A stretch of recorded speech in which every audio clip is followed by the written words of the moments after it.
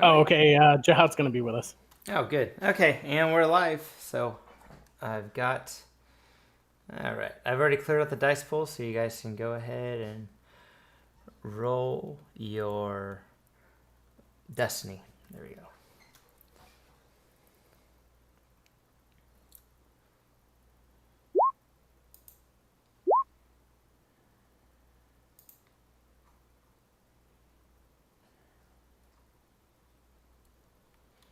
All right, 41. Who's that land on? That would be Urdak. Urdark's not going to be here today, but his character is in the group, so everyone has one strain they cannot remove. While Urdak is so stressed out, Urdak cannot show his face in public. He's just kind of gone.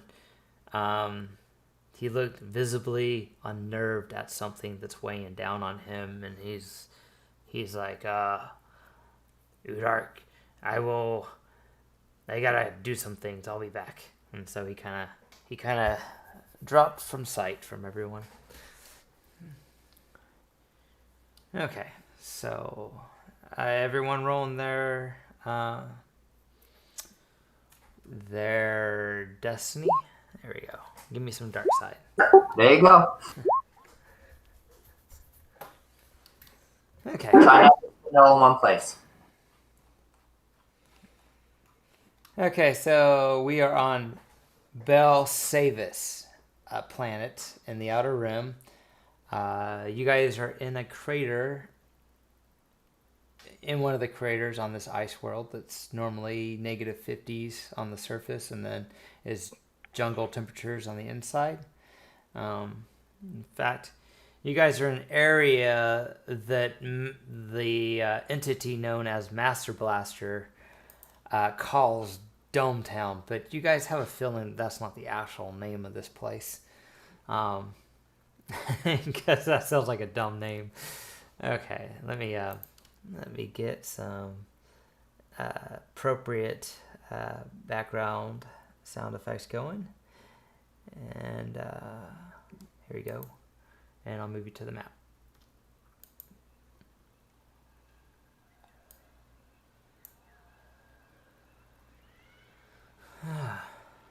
All right, last week, Ketkam was trying to communicate with the Ithorians, and she seemed to be getting a little better about understanding their visual cues and their body language. So she now has a bonus of boost dice whenever she's interacting with the Ithorians. Let's see, last week, Urdak ran into someone from a previous game, our one-shot game that I ran, the convoy heist, the sorority, the Veiled Sorority. So he ran into some people that he did a mission with on that game. Then Cena landed her own ship.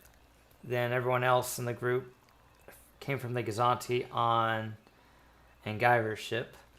After everyone gave a tribute, so Master Blaster got a pretty awesome weapon and pretty good armor from the two ships that landed, the captains of the two ships. So that's kind of where we left off. So did anyone want to do anything? Because this is the first day, so first few hours. I know Ketkam was doing a lot of stuff, so that probably took most of the day with her. So was there stuff that Cena or Anguyver, was there things that your character wanted to do that first day? I wanted to try and somehow arrange that the media found out about this contract I'm trying to work out to help out the Ithorians and arrange for kind of a security detail in exchange for a trade contract with Hamar. Okay, you made that roll in Discord, correct? Yes. Okay, and so I forget what I said, but I said you rolled something, and I think you conversated back with Hamar about adding that language into the contract. And were you successful with that roll? Yeah, I was successful, and I think what it was is that if we could get rid of the current threats, he would protect against future threats. That's right. Okay, so once you guys eliminate I had all the 5 people, successes and 1 triumph. yeah. So Hamar says once you get rid of the current security threats, then Hamar can have some of his people do a security detail as more of a deterrent. Now, if he's hoping that will be enough, seeing some guns and stuff and some force, but he's not gonna have people start a war or but he'll just give it there to be a deterrent basically. If once you clear out the threats, so once you clear out the threats, then it'd be easier to so that if any other pirates want to try and do something, they'll think twice because they won't be such an easy target. So you were able to have that conversation with him in Discord. All right. Hey, Jahat, go ahead and did you roll your destiny? I have not. I'm getting into roll 20 now. Okay. So the Don't give him any more dark side. yeah, give me more dark side. So Urdark's not going to be here today, and the obligation fell on Urdark. So that's really good because he was so stressed out. He said he had to take care of stuff, and he's kind of disappeared from sight. So everyone has one strain that they cannot recover. So, also, which did you go? You were on the Gazanti, right, Jahat? Yes. Did you have a chance to watch any of the previous episode? Not completely yet. I'm only partway through it. Sorry. All right. Did you get to the part where Master Blaster was Blaster from Master Blaster was wearing a helmet that looked very familiar with the horns and stuff? I did not. I did see your note about that in the chat. Okay. It was actually in the video. So, so basically, what you were looking for, one of the Ugnaughts on the Walker, that they call themselves Master Blaster. In fact, Blaster doesn't really talk. It's just Master seems to be talking all the time. But, he in order to get permission to land, both of the ships had to give him a tribute. So one of them gave him a really nice custom rifle, and another one gave him really nice armor. So I was just wondering, did you ride on the ship with Angiver's ship then? His ship. So the Gazanti did not land. His ship was attached to the Gazanti. They rolled a deception. The droid. One of the players, I think, Angiver gave the droid that looks like an Imperial officer, Steve Guilford, instructions. He passed a deception check. He thought that it was an escort mission, so he escorted the civilian ship and so the civilian ship was Angiver's ship that landed on the surface, and Cena's ship arrived afterwards, and Cena did her own deception and was able to get a 72-hour window to find legitimate business and basically get a ticket or some proof that she had legitimate business to be on this planet and she's not a pirate. Oh yeah, I forgot to mention that. In the game, there is a small Imperial presence that's kind of patrolling. It's like a ship and similar size to the Gazanti that's kind of on patrol for pirates and stuff. So they're just doing a screening of anyone coming here, make sure they have legitimate business. Okay. Are they based completely off of that ship, or is there a base somewhere on the planet that we know of? You guys were specifically looking for a crater because there's many craters. You were looking for a crater with a winery, with a vineyard, because most of the people were coming here to work off the debt that Hamar put on for their obligation, which was to get a contract signed with Hamar that would be profitable enough that he'd forget about that $1 million bounty they put on the heads of Urdak and Ketkam for blowing up one of his large ships full of Bacta. And he has Bacta in Utha Prime. I might be saying that wrong, but there's a nearby, the next system over, there's a it's Uvina Prime. Uvina Prime is one of the actual planets that he does a lot of shipping from, and he has a contract that he would like to get the Ithorian Wine Company. They have a name. I'll look for it. The Brathflin Corporation. He would like a contract signed with them to allow him to transport their wine, since he's already got a ship over here on regular routes in the next system over. So it wouldn't really cost any extra fuel for him to do it. So if they can do that, he will erase the bounty if he can get that long-term contract signed with them. And they found out also that a lot of pirates and other players are extorting the Ithorian company, the winery company, so they really don't have any funds that they can actually do. So in order to get this contract, they're going to have to get some of the pirates off the Ithorians' back.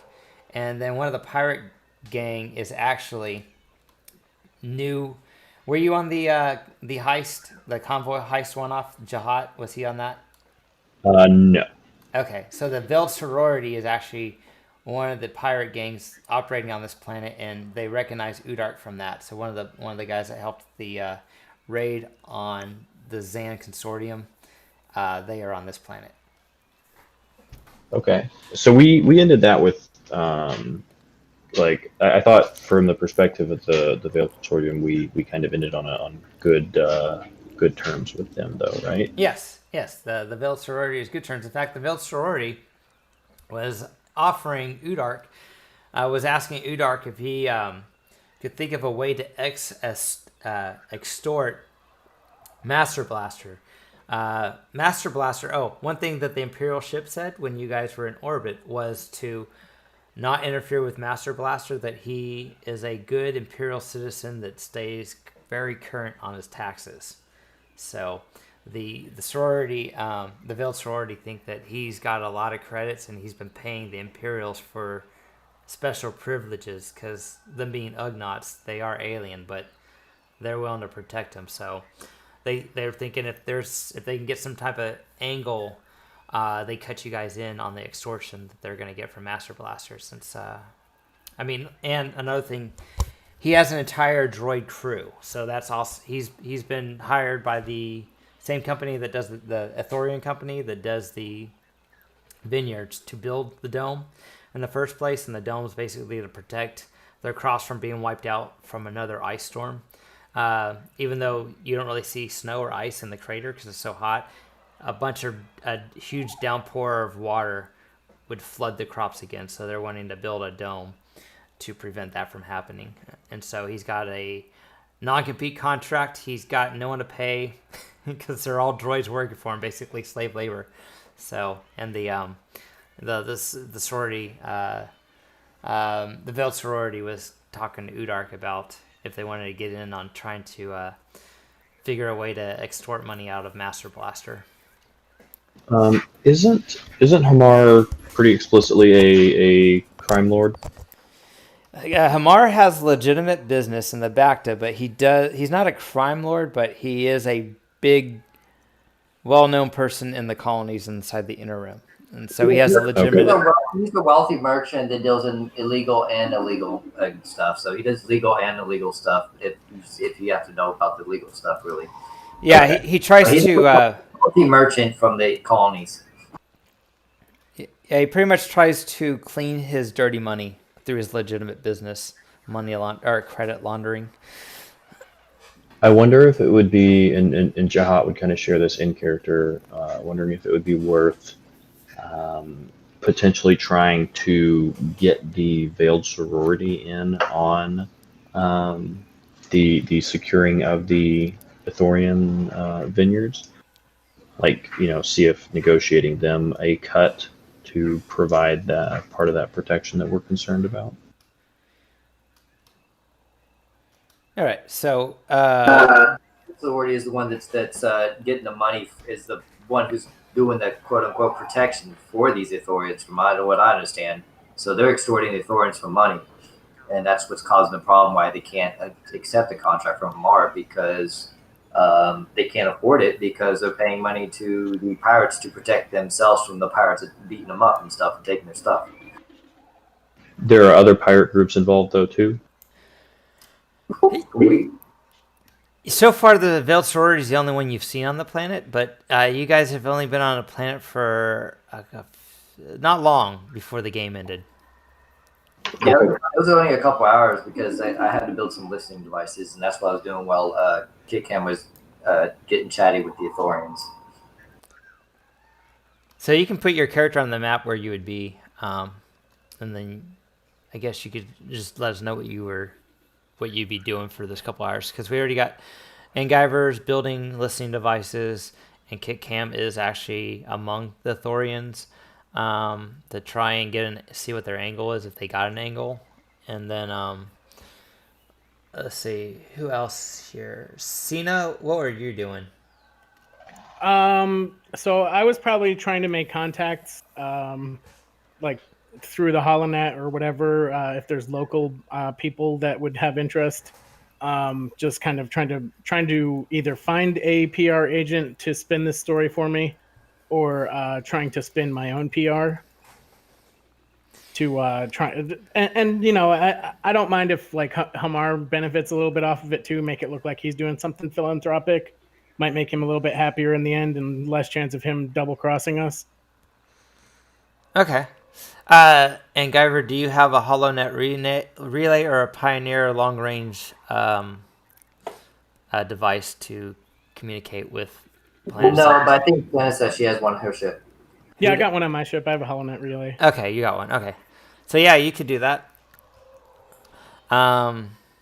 So which skill are you wanting to roll to recruit someone? Are you willing to pay them, or are you wanting to just name drop Hamar to try and target someone that does news articles in a room to get something newsworthy? Well, since I'm gonna have to, would this be able to count as like the money I'm paying to reduce my obligation? Oh yes, that could be. Yeah, if you're paying money to help reduce your obligation, this would totally be you're willing to pay. Okay, so cool. All right. Did you ever make any type of skill check to hire someone? No. Would that just be like the same as the NPC roles? Let me see. Could I use negotiation? Yeah, you just let me know what skill and what you want to do, and I'll just give you a difficulty. Yeah, so I'll be using negotiation to see if I can like hunt down, maybe talk to some of my contacts, hunt down the best PR firm that money can buy, and see if I can get a good deal on coverage. Okay, so it's I'll say let's do a 2 purple, but it's balanced right now, so I'm going to go ahead and upgrade that. So it'll be a red and a purple. All right, so I will use 1 strain to downgrade that using congenial, and set it back to 2 purple. Let's see if this works. All right. Looks like it worked. So let's see. I think you'll get a Gand reporter from the Global Gazette. And I'll use Master Merchant. I can actually, whenever I'm paying to reduce obligation, I can get 1 for free.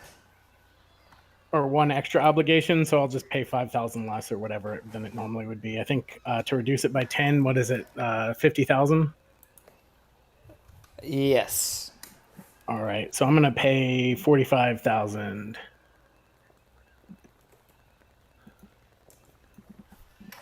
Okay, and then all right, and so you have at least 5 obligation left. So this adventure, that's what happened. If everything goes according to plan, you will have you'll have that obligation removed. So copy. So is your character on the map somewhere? I don't know if I ever moved her onto the map. I'll move her on now. I don't see a token. All right, move her, and I'll throw your Gand from the. I forgot what I said. Something Gazette. The Galactic Gazette. There you go. So I'm gonna put Raptor down with me, and where's Senna?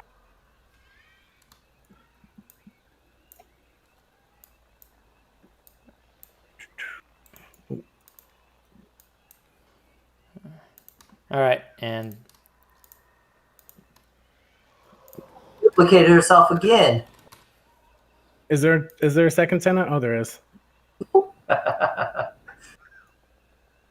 Where is there just a landing pad nearby where Senna's ship has landed and the Engiver's ship?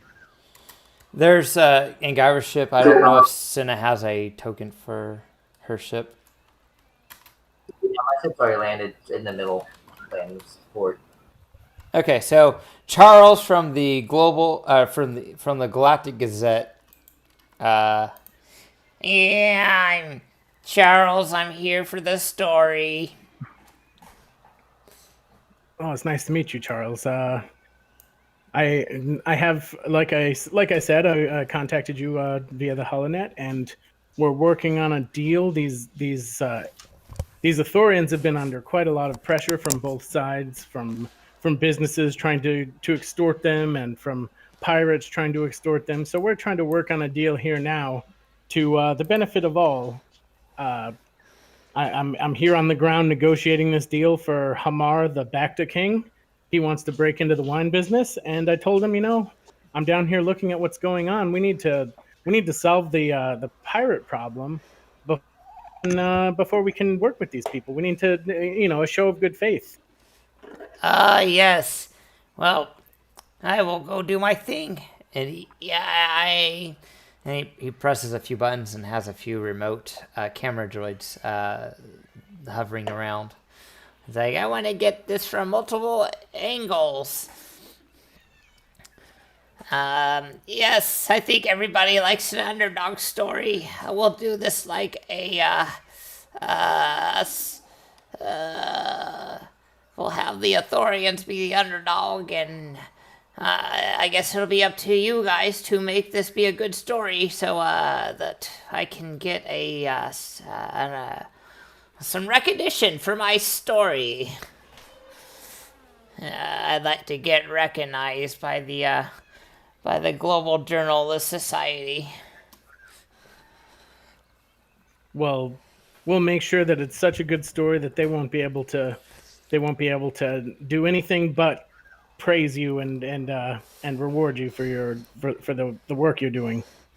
Okay, so your crew doesn't mind if I have one of these drones this drone kind of follow you around and document everything for me, and then I can kind of gather all that raw data and put my story together from it. Yes, I would like perhaps a little bit of oversight over what gets cut out, though, and what gets left in. Oh, at the rates you're paying me, absolutely. All right, sounds good to me then. Okay, I took I think I rode with your ship, so I will get back on the ship and let my drones do their thing. All right. Well, you're more than welcome to use my HoloNet relay for anything you need, and I give him the password to get in. Yes, I appreciate that. Thank you. And so he walks off. And you got some drones. You got like a drone hovering over you, and then it's going off to find Ketkam. And it's like, oh, do be sure to let your crew know not to attack the drones. They're a little pricey, and you're paying for them. Ah, yes. So the drones start taking off in different directions. So. But they're gonna eventually be hovering in eye shot of of the rest of the crew, so it can kind of see what everyone's doing. I think I was going to use this opportunity to as free advertisement. But yes, come get the best wares here at Engiver's shop. We make everything right. So they're recording everything, but it's just raw footage, so he's got to do all the editing and write a story based on it. So well, I'm sure if you advertise enough, you can edit everything out.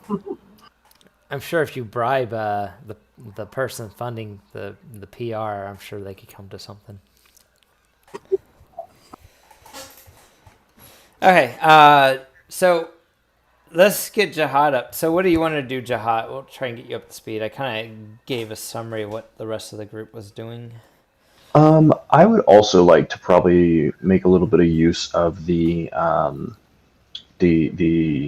relay, or maybe if we have something a little shorter distance. Basically, what I'm trying to do is get an idea of what the Imperial presence on the planet looks like. Is it just that one ship that's mostly up in orbit, or do they have a a small base or anything like that here on the planet?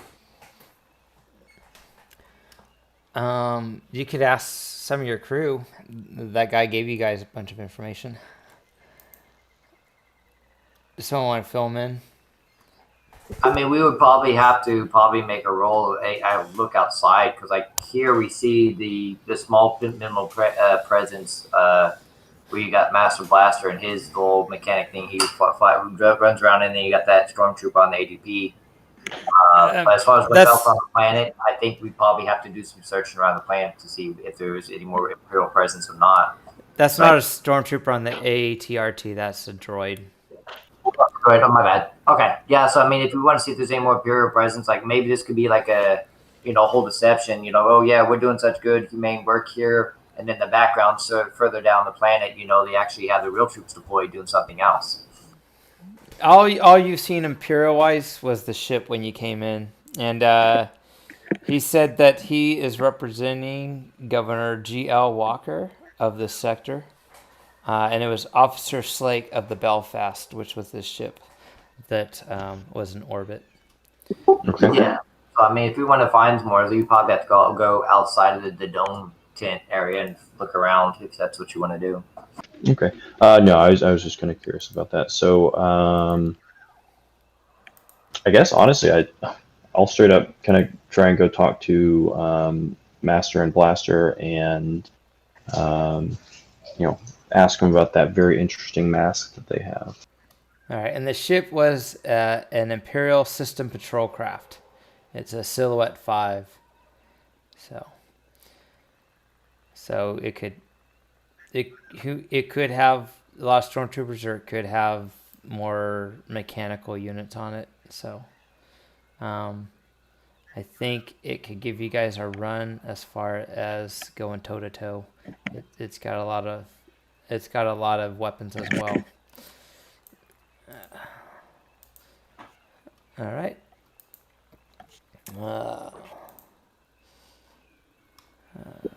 This bubble dome, this is incorporating the building where they do all the wine to. Is it just covering up just where they do all the harvesting and stuff? Nothing yet. He's building a dome. He's just kind of building it at the moment. It's going to take a while. This map only shows one small corner of the entire crater. So up as you look up, probably 150, 200, 300 feet. You guys are pretty deep below the surface, and on the top of the surface is when it gets to be negative 50 degrees outside.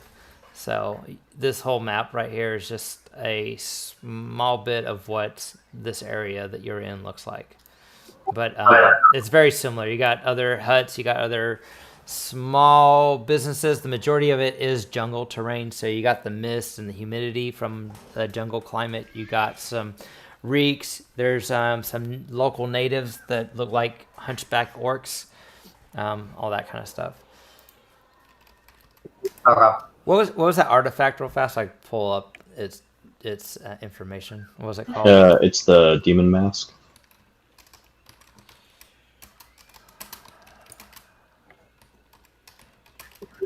Can you decide what we're doing, like how we're going to talk to the Ithorians? How long do we have to talk to these Ithorians to make a deal? Is there a deadline, or just, I guess, trying to get it as soon as we can or whenever we can? It's kind of up to you guys. Okay, so there's no deadline then. I mean, you guys are basically. I got about 70 hours. I got 72 hours where I have to show some sort of progress or leave the planet because of my dealings with the Imperials. Well, if you're good with Master Blaster, they'll allow you to stay. Or you can assume that. Thank you. I guess I could try, since I gave him such a lavish gift, maybe I can try and negotiate like a stay. Maybe I'll try that once there's a chance. Like you can probably like even swing your PR thing to actually include them, which isn't going to include them, but so they can like really sell them that. Okay, so Jahat wants to speak to Master Blaster. Does anyone else want to? Yeah, I'll go with him. Might as well. Yep, I'll go with that.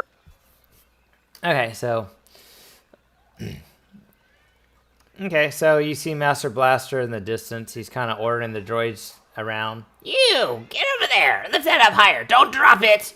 I know what you've been up to, TX9373, and do not do that again. Yeah. And he's on his walker and moving around the area. He's moving around the area, kind of supervising, yelling at the droids. And then the mechanical arm on the ATST is planting these mechanical devices along the edges. So I'm assuming that has something to do with the dome. And you see like mechanical plates and stuff here. The ASP loader droids are picking up and moving around and placing up. And you every now and then you see a generator being placed on the ground. So just right here. And there's a couple of these mechanical vehicles drilling with large drill beams drilling into the side of the crater and creating platforms where electronic stuff can go. You're assuming for the wall. Or not the wall, the dome. He's like, Master Blaster turns his ATST. Their ATST, but yeah. Hi. I see you guys have explored the Dome City a little bit. So what do you got? What do you think of my my town here? I think you have carved a pretty magnificent spot out here.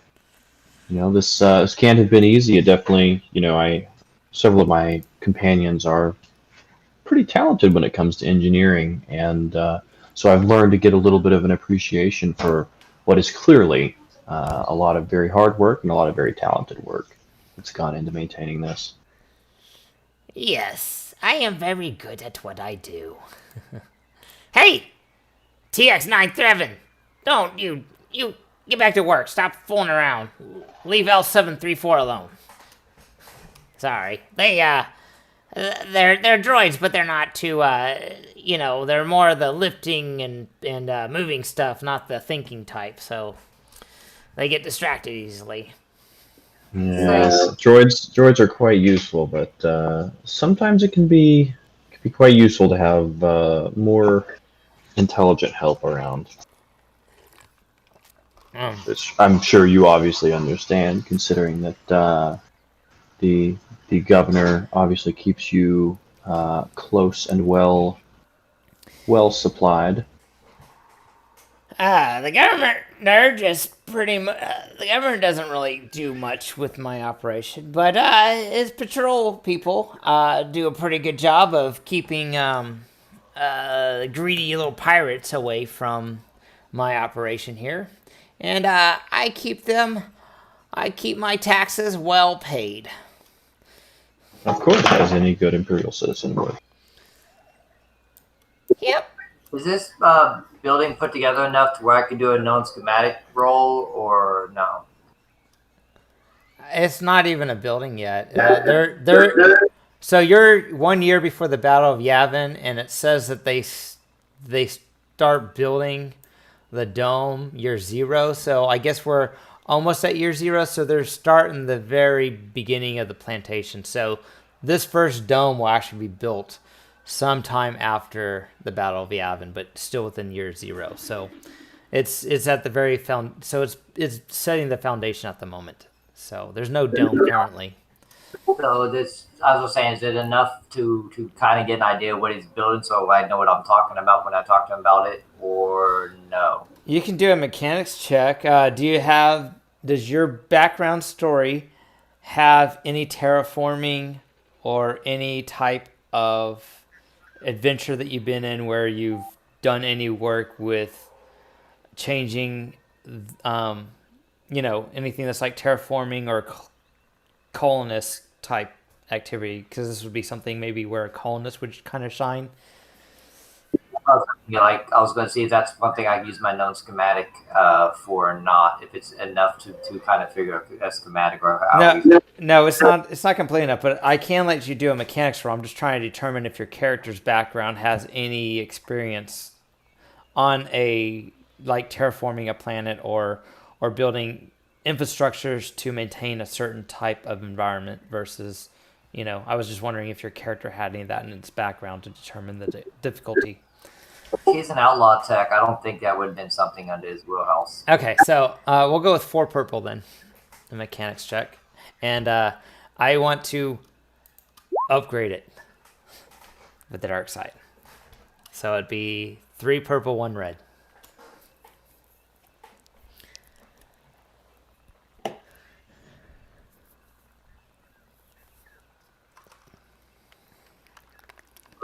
I have D8, D4 do it, but the skill assist for him. Okay, and since this is memory, there's not really any reason to use any tools. I don't have that.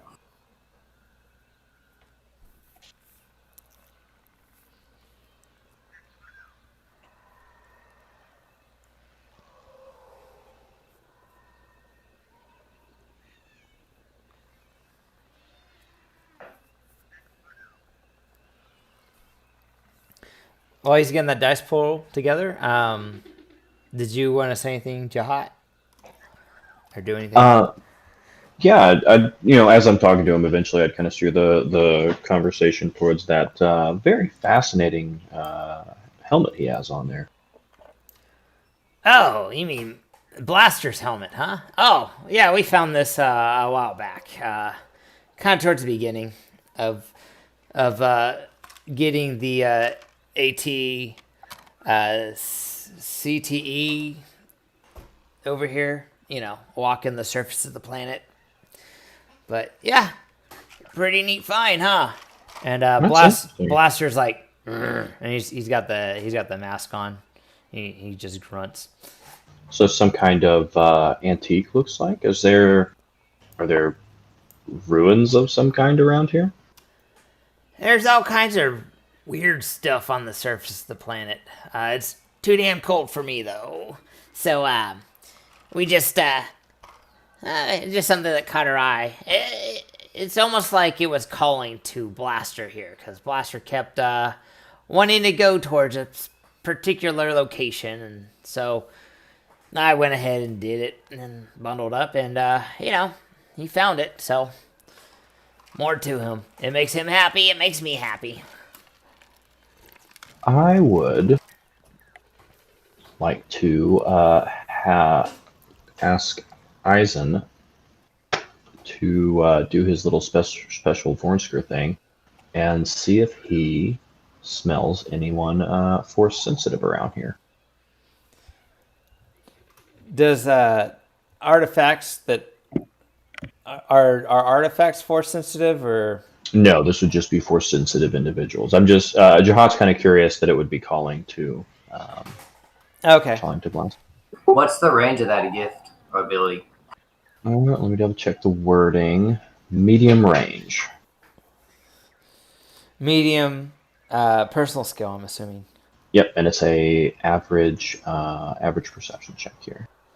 Okay, you can go do it. Is there anyone force sensitive in the group? Nope. No. Okay. So no one's force sensitive. Interesting. All right. So yeah, I'll kind of keep talking to him a little about that. It looks like an old, maybe could be almost old Mandalorian design or something like that. I wonder, is it For sale, perhaps? Blaster and shaking his head like in a no, and and Master's like, No, sorry. It's finders keepers, and it's definitely blasters. Don't want to take this away. He gets really upset when he doesn't have his things. Oh, of course. I would never dream of doing something as ridiculous as simply taking it. No, I was just wondering if there is a perhaps purchase or some kind of exchange or something like that. It would be even considered. and he shakes his head really violently. He's like, Master kind of like leans over his chair and puts his hand down on Blaster. It's like, it's not for sale. Let him have. He is very passionate about this thing. In fact, since he's found it, he has not taken it off. So I love what you're doing with these reports over. I think that's a really great idea. How it's going to support the overall structure. I mean, I wouldn't even thought of that, but wow. Yes. Let's talk about. Let's no more talk of Blaster and his things. And yes, Of course. This is. Yep. I know. I'm a genius. What can I say? That's why I'm Master. Have you thought about doing it this way, adding this to support that? You know, just in case the fluid leak and blah blah blah blah blah. You know what? Yes, I did think about that, but I wasn't sure if I wanted to do it that way. But I'm glad that you said something, because now that I have someone else that has an intelligence level a rival that of my own, maybe I should. TX number 7365-6661 and 3165. Here, I want you to go change this up a little bit and do a 673 subplex 4.576 and add a 362152 to it. Actually, I got a Roger.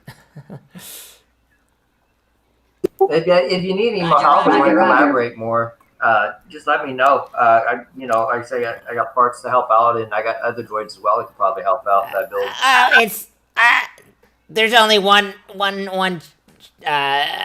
chief in this TP, or one chef in this kitchen, and that would be me. I appreciate you wanting to help, but I'm getting paid to do this, and I want to do what I'm getting paid for, so I appreciate it. Of course. So I guess that can be used. I guess now that he's trusting me. I guess whoever wants to talk to him or do something with him, they use that for boost.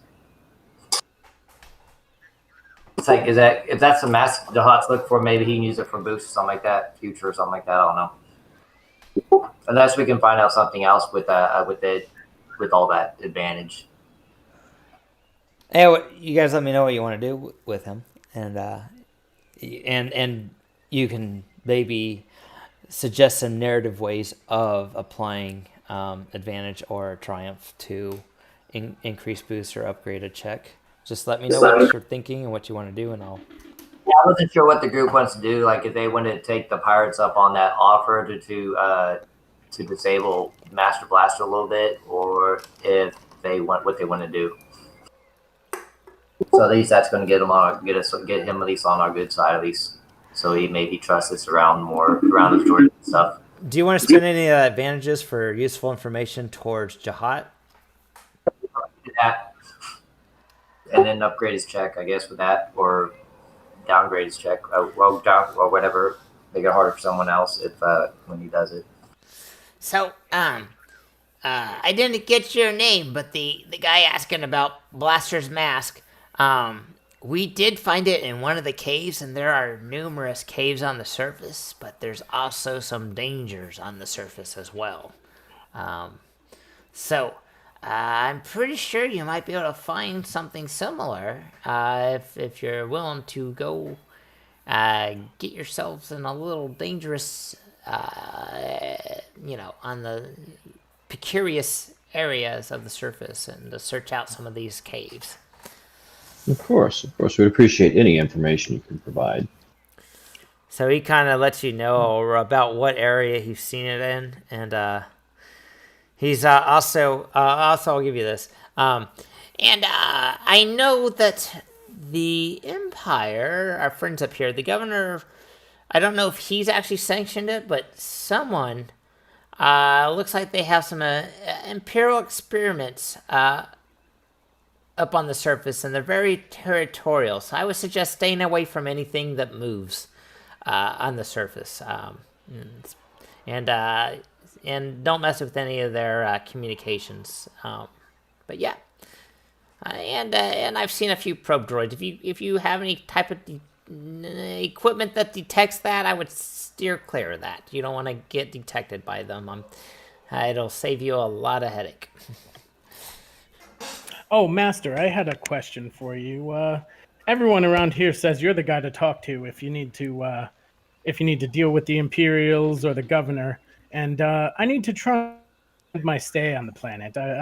My pass is only for 72 hours, and I have some business to conduct with the Ithorians. And I'd like to see if I can get that extended a bit. Sure. What was your name, your ship, and you arrived on? And I can let our patrolling friends know that you're no pirate. So I give him, my name is Senna Eldari, and my ship is the Princeps, a sheathpede shuttle. Here, do you got a data pad with some information? I can just give you a authorization seal that you can present them. Yes, I hand one over. All right, and then he has this little digital pen that he uses to touch the screen on your data pad and transfers data over to show the Master Blaster construction validation seal, basically on whatever digital paperwork you have. So, yeah, that should let them know that you have some legitimate business, and they're mainly there to make sure you're not any more pirates. They're trying to keep pirates away from this planet so that it doesn't interfere in their tax revenue. Is the pirate problem that significant that they need them removed, or what seems to be the current pirate problem? I haven't really ran into any myself. It's just, the Imperials get paid to do stuff, and if they're getting paid to keep pirates away from the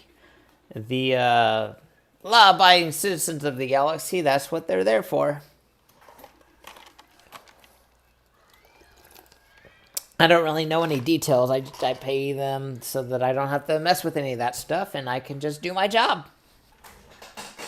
All right, and we know about the surface of the planet, where we're going, like if we need any environmental gear or... If you can survive in negative 50-degree weather without gear, well, that's fine. But if you need some, I'm willing to sell you some.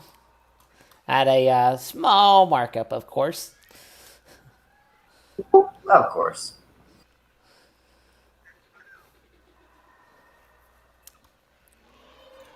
So that's what I was asking you, is so we need cold weather gear, I guess, is what you're saying then, right, Jeff? Unless you're a creature that can stand negative 50-degree temperatures, you'll probably need something to not get set back from the environment.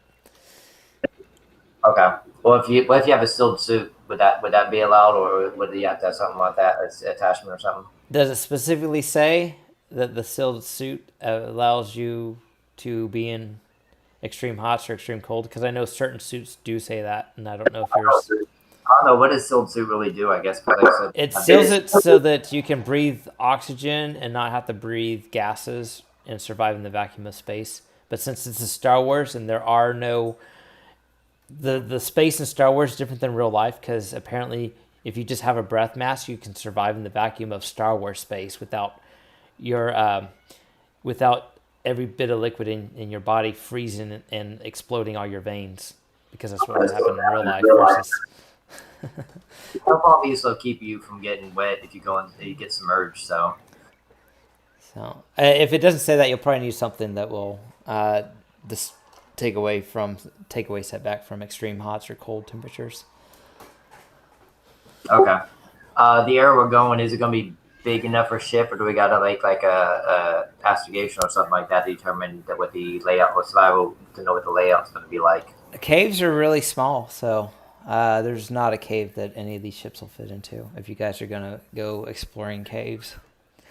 And a lot of stuff looks like white from above. So if you're in a ship, they don't do so good very low altitudes since it's a space vehicle versus planetary. So it will be very difficult to spot caves, especially ones that have snow in them because it all looks white from above. So it might be best if you're looking for specific caves that might lead to somewhere. You're thinking on foot would probably be the best bet. I narratively modify my X-34 land speeder to accommodate for the weather, cold weather.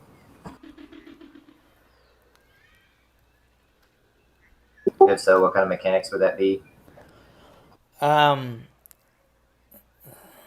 Is it sealed? I mean, is it an enclosure? There's no open. It's a land speeder you picked up from Tatooine. Oh yeah, it's not made for cold weather. So yeah, you can do a. I'm not sure if there's an actual retrofit rules. I know there's for turning something to civilians, but yeah, you can probably look around and get some insulation and maybe a heater or something. You can do that with mechanics. Yeah, that's what I do. That way he can drive in there and like he can stay in there while he sends a droid in to outside to go do what it needs to do. All right. Does it have any free hard points available? It has 2 hard points. It hasn't been used at all. All right. You can use one of those hard points to build up the thickness of the walls and provide insulation so that it can retain heat better. All right, it's like a cold weather attachment, I guess. Yeah. Okay. And just it's just 2 purple mechanics. All right. Oh, what do the rest of you guys want to do? He'll do that back on the ship where he has Bebop to help out.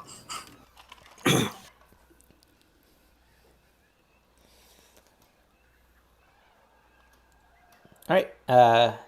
What do you guys want to do?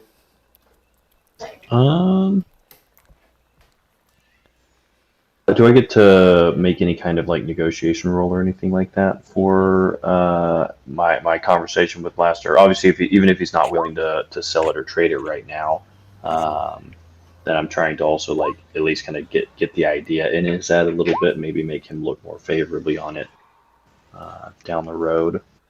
So you get the impression that Blaster is not all there, or that Blaster perceives things differently than other sentient creatures.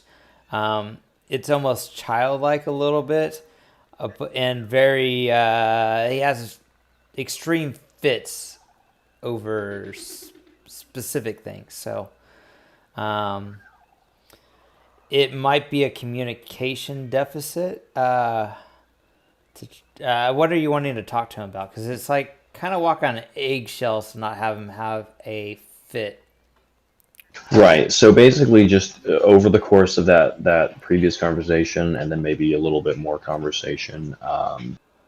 Obviously, realizing he's not very fond of the idea of losing his mask.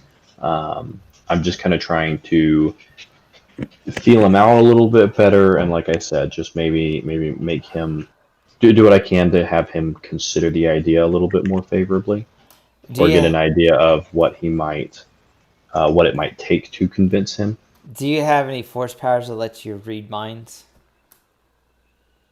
Or empathy or something like that? Maybe. You can have that try upgrade your check. I don't think so. I think influence only lets me change people, not actually understand them. Yeah, you're gonna pretty much have to use Master as a translator, because it's like he does not appear, whenever you guys are conversating, he does not appear to comprehend anything you guys are saying, and except for when you pointed to his mask and indicated that you wanted it, he got a feeling of what you were saying versus actually understanding what you were saying. So he's more like empathic, I guess you would say. And I don't think it's to the level of force sensitivity. It's just the way his brain is wired. Okay. So that's why it didn't show up. But it's just like you can have the force call. The force is an every leveling thing, and whether I think force sensitivity means that you have the ability to manipulate the force versus stuff being called to you or attracting your attention. So that's kind of how I'm interpreting it. That's why he's not force sensitive, but just like everything else, he does have some midichlorians, unless it's a droid. He does have some midichlorians in the system, and those draw him to certain things, especially this demonic mask that he's wearing right now. Okay. Well, in that case, I guess that's it for me for now. Yeah, you get the feeling that you probably would have to pry it from him forcefully, because he is not taking that sucker off, and he's very protective of it.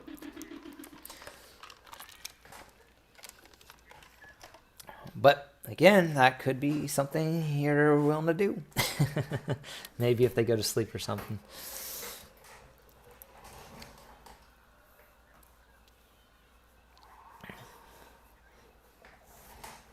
All right. If we don't have anything else going on right now, I would probably suggest that we rally back at a ship, one of the ships, to kind of discuss the next step in private. I think that's a good idea. All right, so you guys are going to a ship. You want to go to Angyra's ship? We got a floor plan for that. Sure. Mine is pretty small, so it would be cramped if we were all in there trying to relax. All right, so you guys are on Angyra's ship. And then make sure that the if I can power down this camera droid, I do for this discussion. Oh, you can shut the door on it, and then you hear this tapping. You hear this tapping on the door as a couple of the camera droids are trying to get you to open the door. All right. So it looks like we have a few branching paths to consider. We have to do something to take the pressure off the Ithorians. Whether, I don't know if anyone is, I know some of you were talking to these pirates. I don't know if they can be dealt with or if we need to deal with them in another way. And was there any other business? I heard someone talking about going under the surface of the planet. Is that something we're interested in doing? That's something that I'm specifically interested in, yes, investigating some of these ruins. That's so, yeah, and Guy was modifying the X-34 while y'all talking about that. All right, so we have I have more time now. I've gotten that pass to stay longer.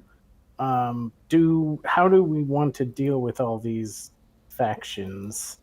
It might come to the point where we have to decide which we want to side with and which we want to potentially turn against us.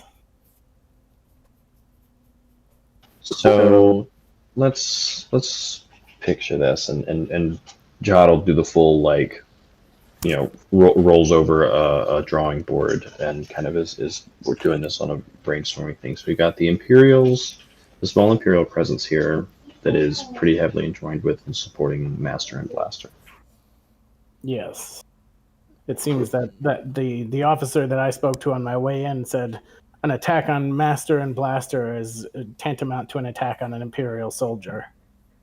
Right. And then we have the Ithorians, who are in conflict with these pirates. And we don't really have, I mean, the Ithorians we need on our side one way or the other if we're going to negotiate this contract.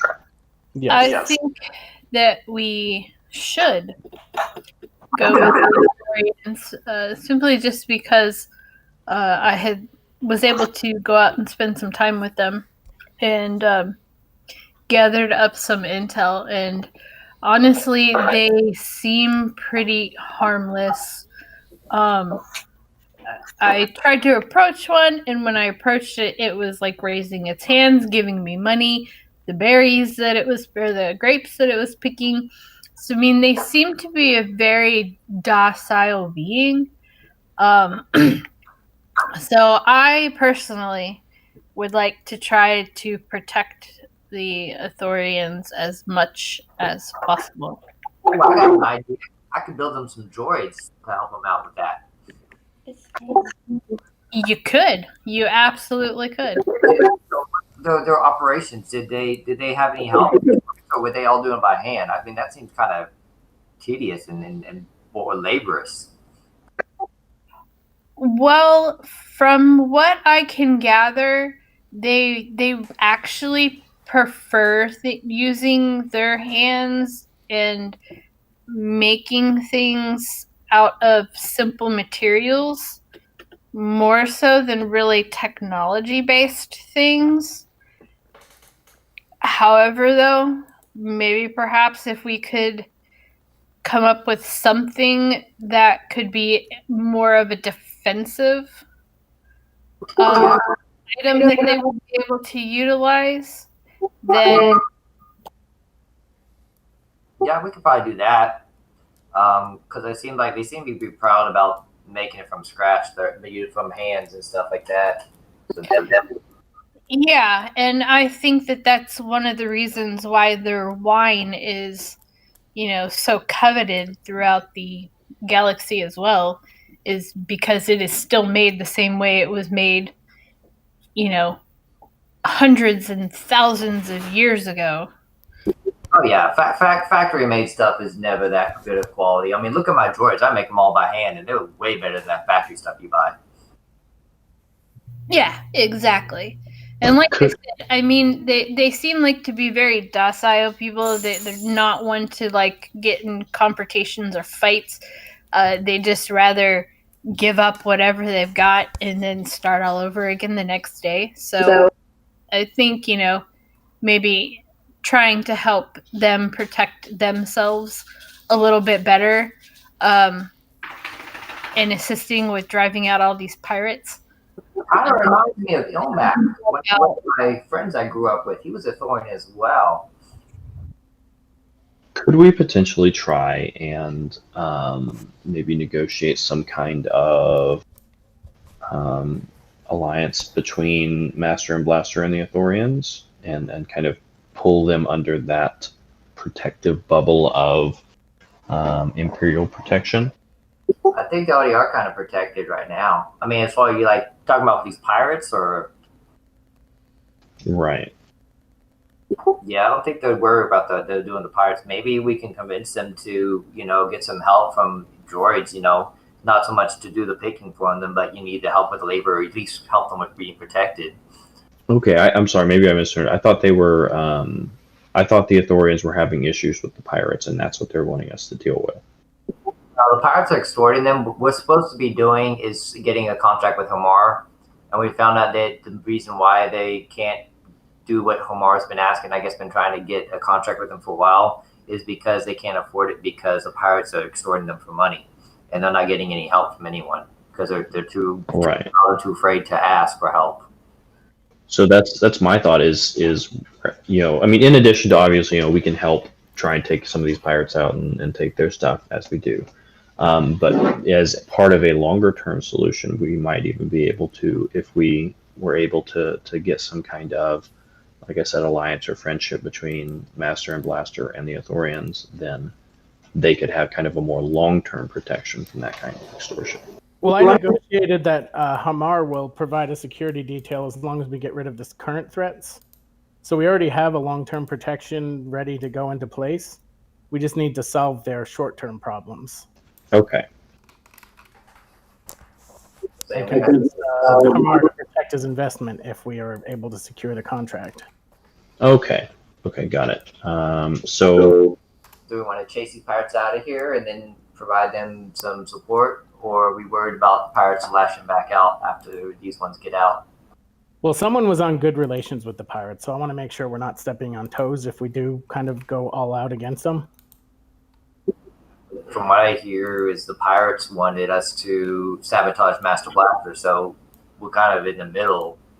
If we choose a side, we're going to have to choose a side, and we're going to upset someone.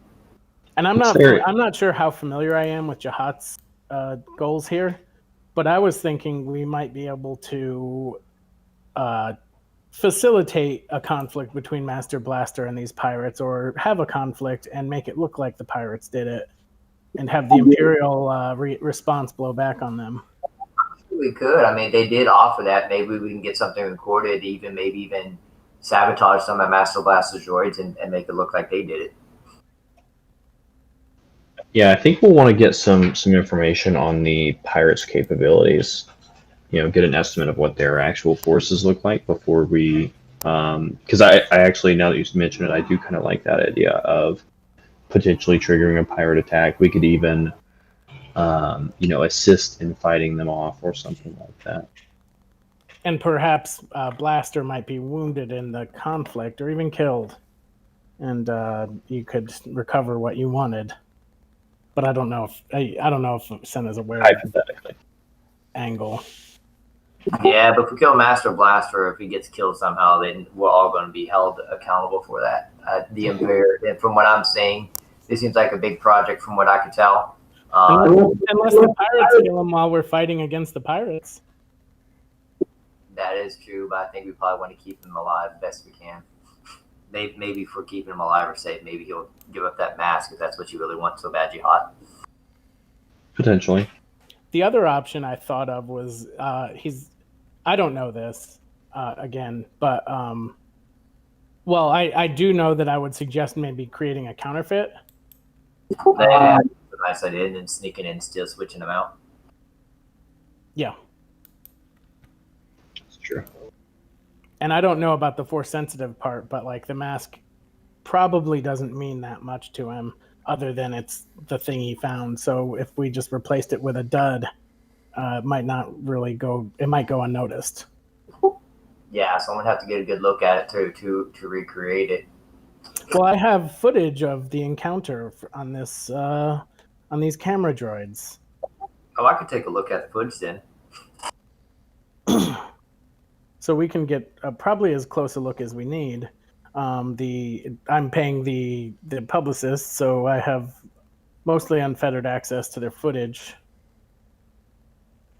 What kind of computers would that be to do that, Jeff? What is it you want to do? Pull the footage and try to look to where we can get a good image of the mask, and so we can see, kind of get an idea what it needs to look like to reproduce it. Oh, it shouldn't be a computer check because you got access to the footage because you're paying for it. So it'd be more of a perception, I guess. Well, it's isn't there a deception or skullduggery or something to create a disguise? Yeah, it probably would be a skullduggery. I think making this guys is too purple, and you need to have some kind of kit or something to make it with.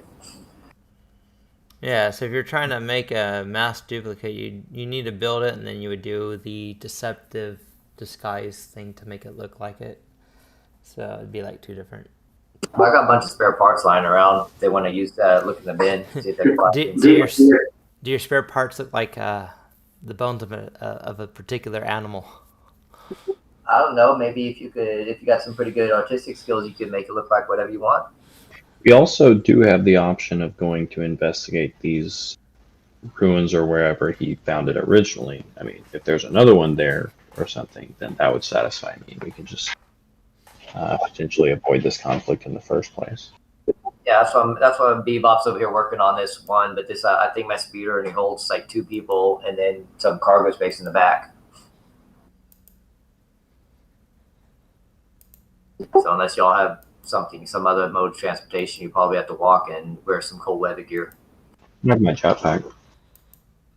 Let's see. I can't remember if I bought the sealed. I have sealable armor. I can't remember if I bought the mod that makes it seal.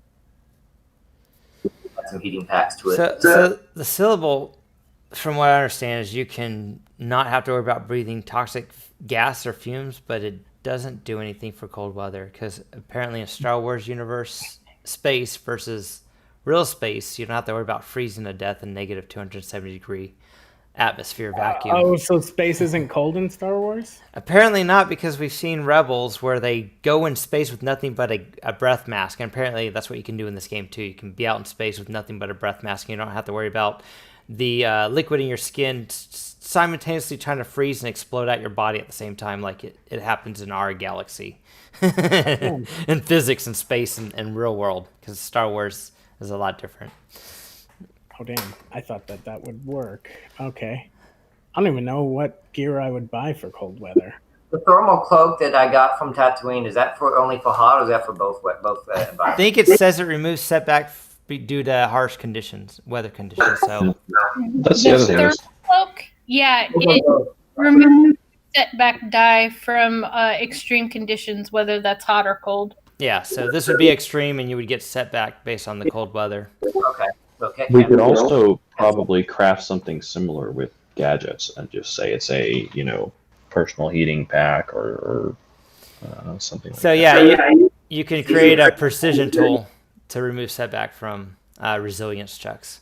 But you're not going to die from it. It'll just add setback as an environmental effect. So if you have talents that you can use to remove setback due to environmental stuff, such as brace, those could work as well. So you don't have to worry about dying from it. It'll just, it might cause some strain, being out in it for long periods of time. But if you have a vehicle, maybe you guys can go in shifts, let some people warm up while the other people are going outside looking for tunnels. I'll stay in the ship. And let my droid go out. I'm not gonna meet unless really need combat. Anything. I'm not really gonna combat. So if y'all want precision, I can make precision instruments for y'all with the resilience, or I'd say you can just bear it. Is there potentially like a speeder truck or something that I could rent or buy here? You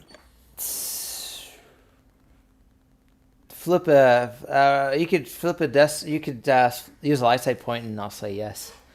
I'm out of dark side points, so spend a light side point, and yes, there'll be one available that you can rent. Or don't give me any dark side points, and we just craft one. What do we think? Is that worth flipping a... It doesn't matter. Yeah, you can go and flip it. All right, so I'm going to try and get a truck. All right.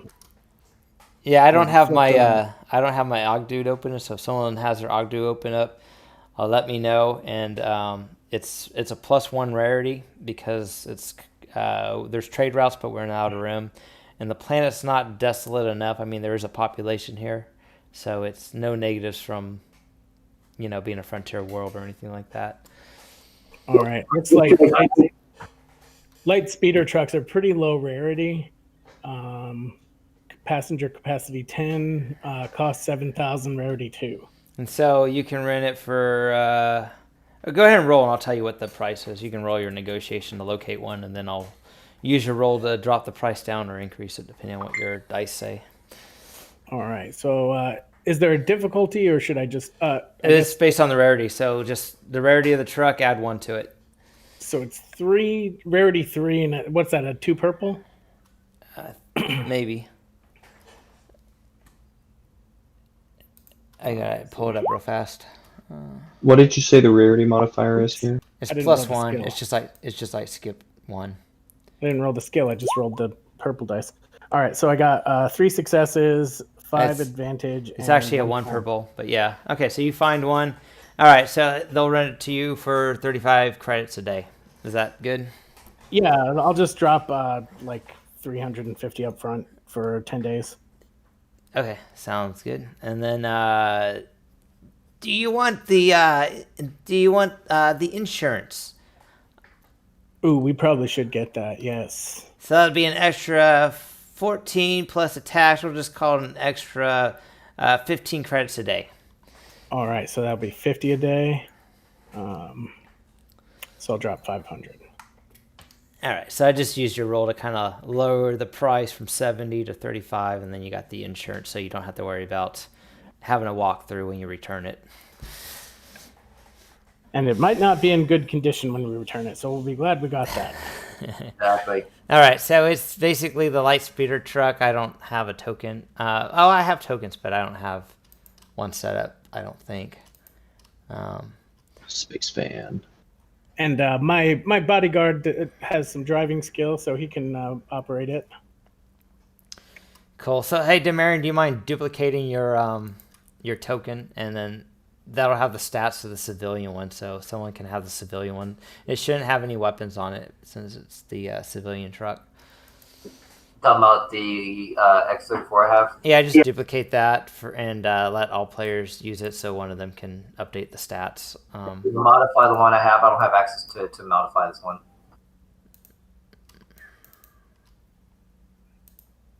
Okay, I'm just gonna click duplicate. Maybe I put the wrong one on when I put it on here.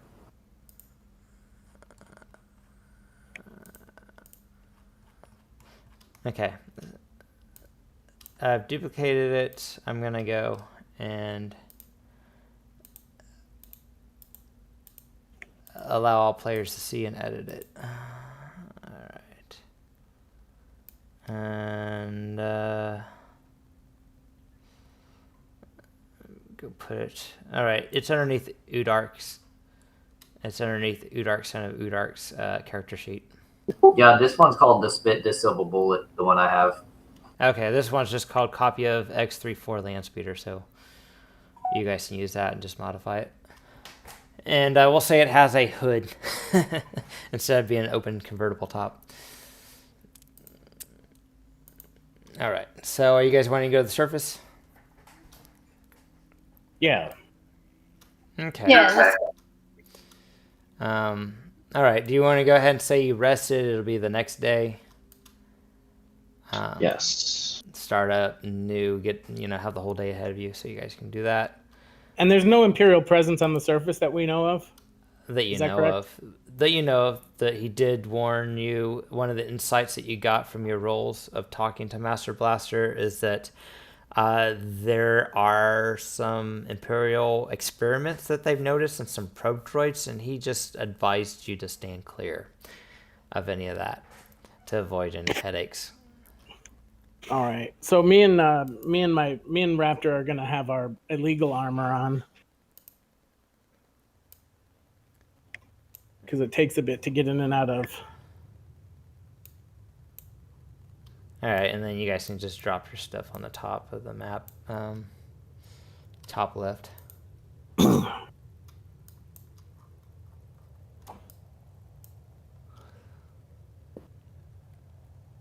It's very white and very cold.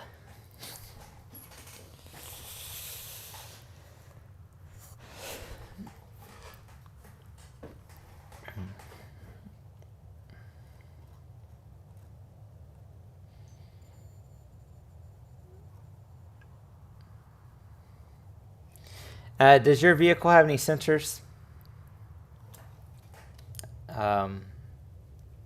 Demarion? Let me see.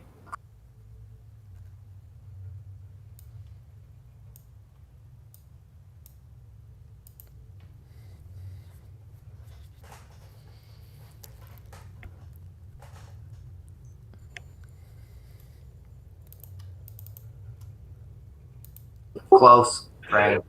Okay.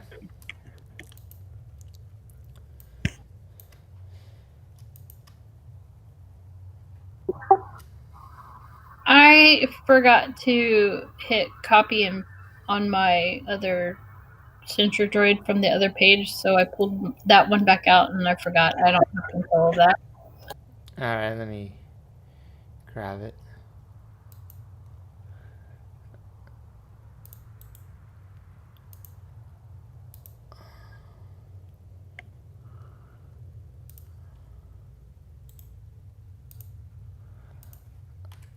There you go.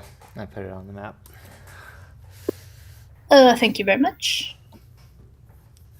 Okay, so you guys get onto the surface. It looks a lot like The Empire Strikes Back. Very icy, cold planets, snow everywhere, rocky mountain tops. In fact, you guys are kind of on the top of a lot of the Rocky Mountain tops.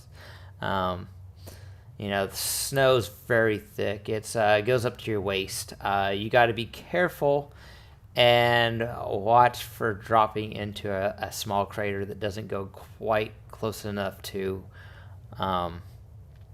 just deep craters that you could be swallowed up whole in the snow. So with that, just do each of you guys can do a 2 purple resilience not to get stuck up in a crater if you guys are outside.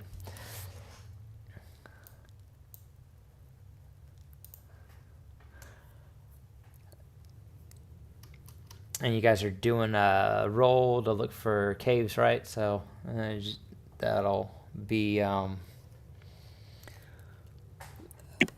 perception. There's a lot of, right now the snow's kind of blowing, so it seems like the snow's just kind of pelting down.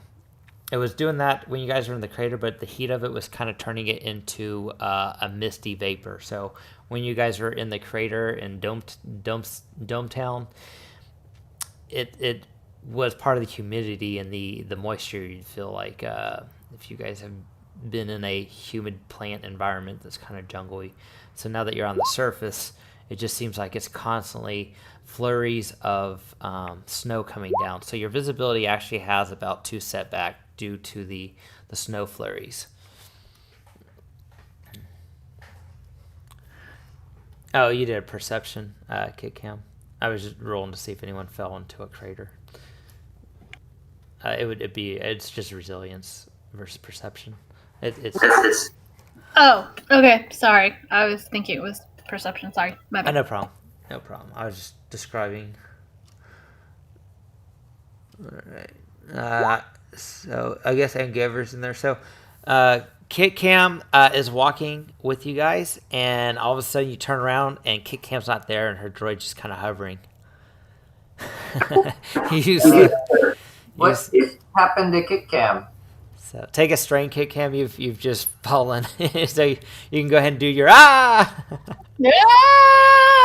Yeah, you can hear me yell. Luckily, it's all snow, so there's no damage. You're just freaking out. So you took some strain, freaking out, but you've fallen pretty deep. You've fallen about. Go help Ketkam. So she fell on a soft patch. She's about 20 feet below the surface now, full of snow, and it's.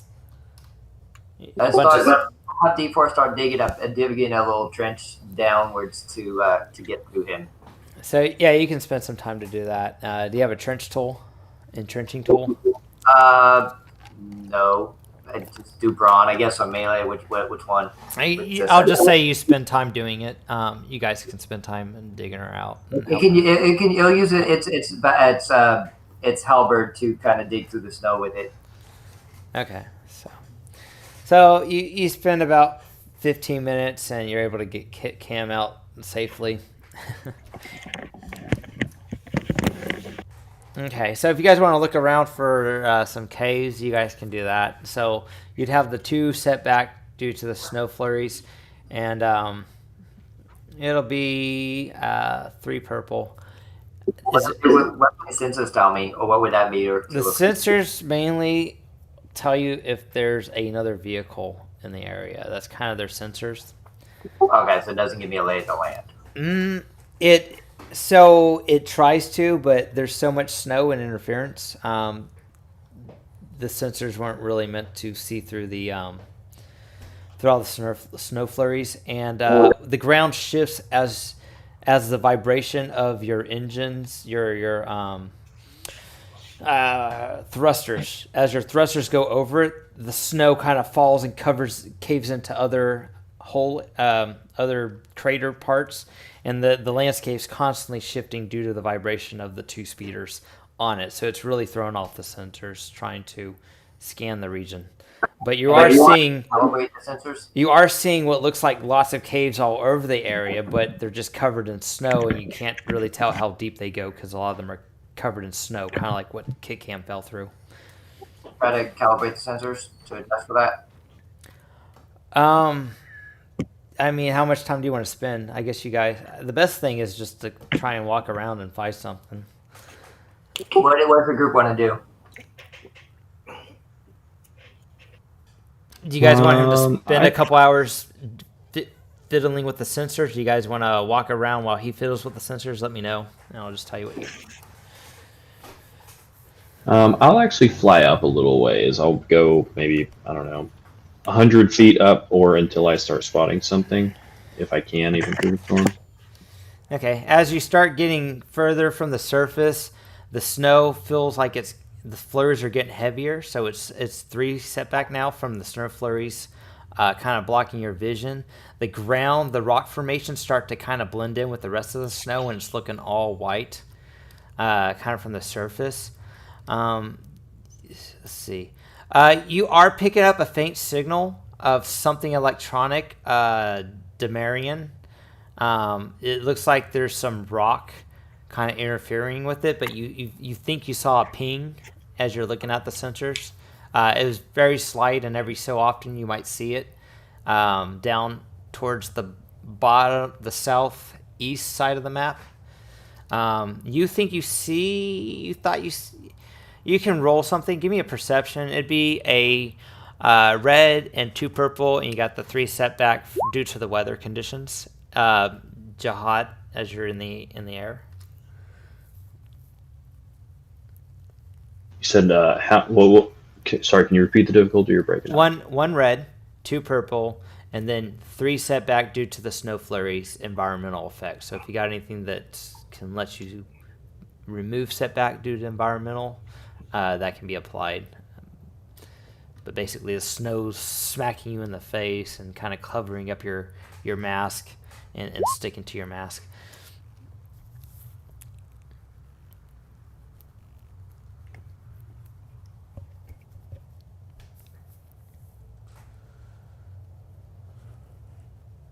Okay, I've got the enhanced optic suite, so that's going to help with some of the snow.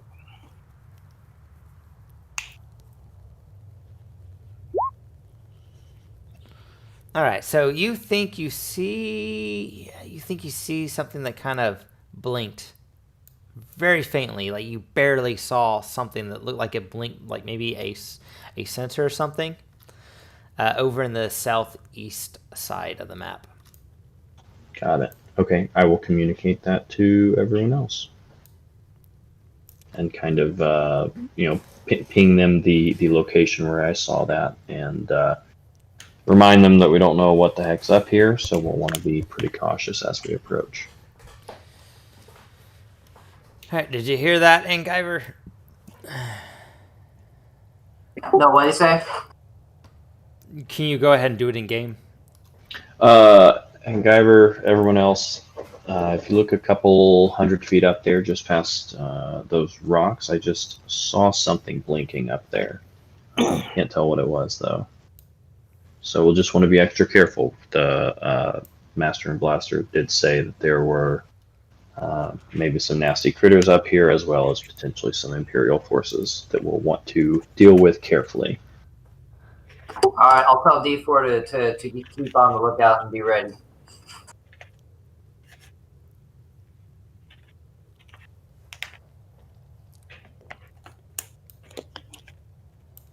So you guys head in that direction? Yes. But carefully. Yeah, probably let the sneaky boys go first. All right. Is there any sneaky boys in this mission or in this group? D4 has some stealth. I don't have stealth on Raptor, but he has a really high agility. Well, you get like 2 boosts because of the snow from people seeing you.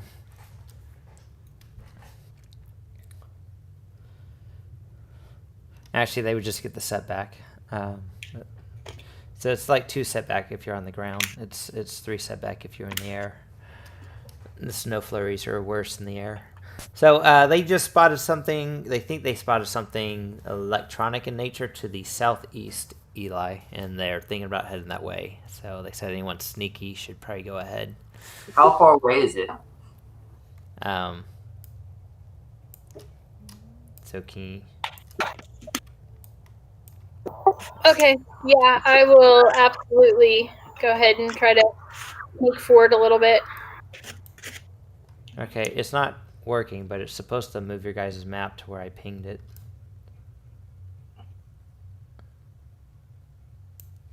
Are we rolling stealth to sneak up? And if so, what's the difficulty?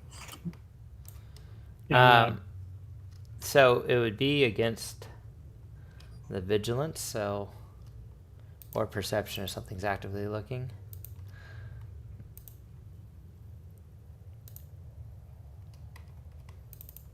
All right, so go ahead and kind of pause where you guys are moving, and The weapon he has long range on Alright. it. It goes all the way up to long. cool. Okay, so you need to roll a red and 3 purple.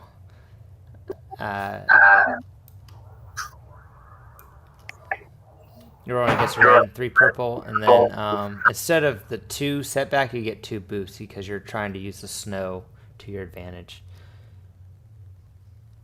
I was going to tell him to be stealthy and use it as speaks binary. What is the stealth roll? Sorry. 1 red, 3 purple, and you get 2 boosts instead of setback because you're using the snow flurries to kind of hide behind. Oh, you want to pass some boosts on that? Yeah, I think Jahat was saying that with stealth you can actually transfer some successes or something. Yeah, you can. Right. All right, so I'm going to use my ability on that. Can I use it? Let me see. Specializations. Just kidding. I think it's only for social checks, isn't it? Yeah, it is a social check. For stealth? No, I had a despair, so I'm trying to figure out if there's any way I can mitigate that.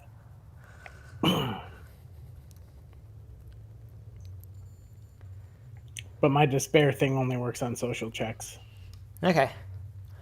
So you guys are successful. You guys can continue moving down. As you're moving down, you guys hear something kind of in the background.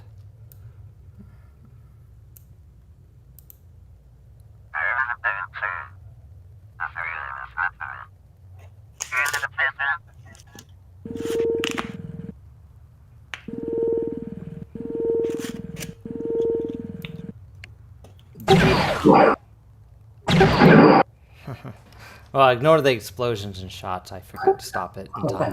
It's okay. D4, is that what I think I hear?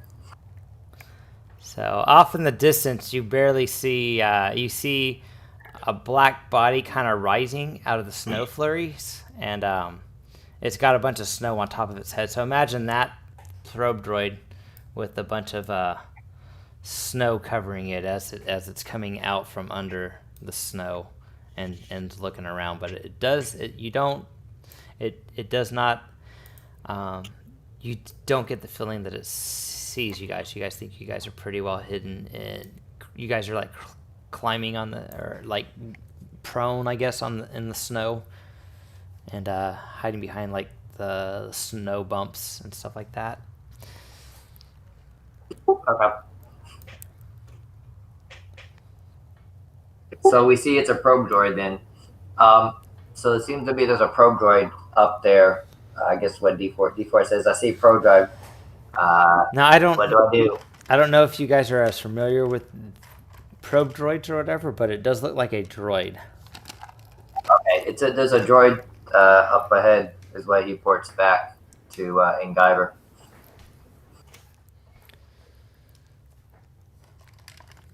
And he's like, what do you want me to do? What's it doing? It looks like it's scanning the area. It looks like its head's in. From what it's saying, it seems like it's just looking around.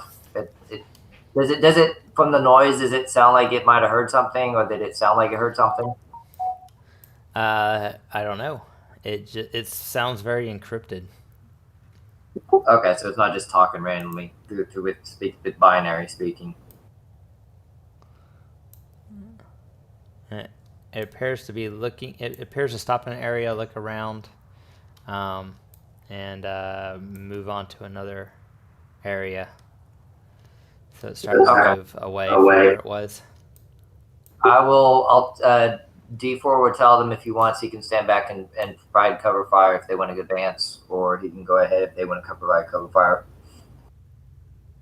I'm a little bit more in. Over the comms, Jahat would recommend that we just kind of try and avoid it instead. Killing that might draw a little bit too much attention. That's a good idea. I'll tell D4 to avoid. D4 avoid at all costs, please. Okay.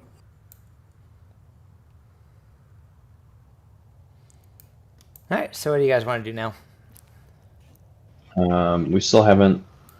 What does that look like? It's came from where I saw that dot, or is it? It looks like it's a little before where you saw Okay. the little light. Yeah, I am curious about still what's there. So maybe if you guys are able to, maybe cut a little further south and get a better look at what that is that it was near. All right. I have some special scanners built into Raptor's armor, the Optiscan and the other vision enhancing suite thing. So I want him to try and. Can I have him try and do like a perception on that? So it's 2 purples. I mean 2 black, because if you got something that can remove black, then yes, and then the difficulty. Yeah, he can remove 2 black. All right, and the difficulty is going to be based on his how far away he is from the object, and then I'll add black because this thing's kind of obscuring his vision. So right. 36 is that 12, 24, 30. So it's about long range. So that's 3 purple. Plus another setback due to it having cover from this heap of snow here. All right, so he removes 2 of the setback, keeps 1, and where's his perception?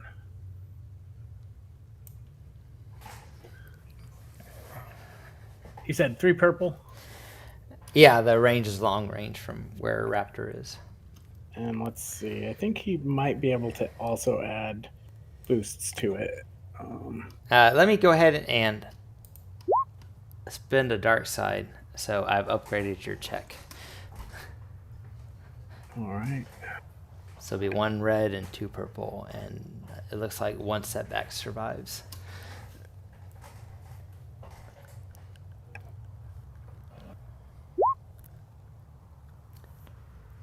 So I guess it all canceled out.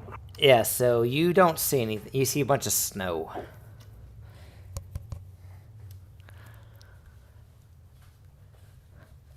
So Raptor reports back to Senna. Can't tell from here. I would need to get closer. Maybe his hive point makes it harder to see. Maybe, well, D4 is saying, well, here's Egg. Going to try to look down and see if he sees anything.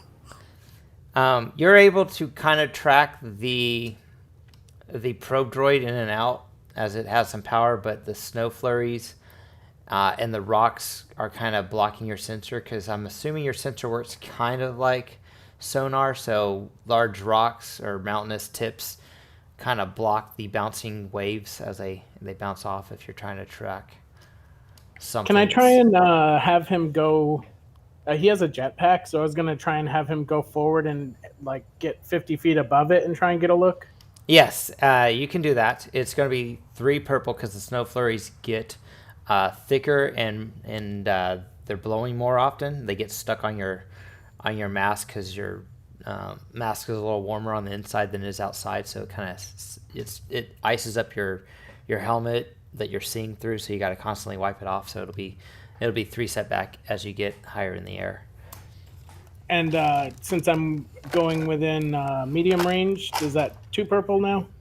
Yeah, if you get within medium range, it'd be 2 purple.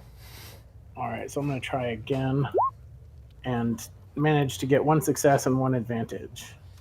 Okay, so it looks like some type of communication dish that's covered in snow, and it looks like it has some power coming to it, because every now and then what caught your eye was you saw a little light flash, like an LED light that kind of flashed. It's not consistent. It like flashes maybe once every few minutes, and it's so subtle. It's easily missable by a lot of people. It's kind of it's kind of a light blue color. So with the white snow, it kind of dissipates and it's not as obvious. So he'll try and go up and then come back over to where he started and let them know that he saw what looks like a communications array dish of some kind. And it does seem to be getting power. What is your stealth? My stealth is just 5 green. Okay. Plus the, I guess, setback for being up in the air. Well, yeah, it's the snow. All right. And I did try it, as soon as I saw it, I did go up, I said. So it might be a little bit harder to see me. All right. I'll add one more setback.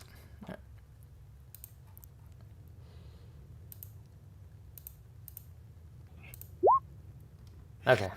What do you want to happen with the threat of the thing that spotted you?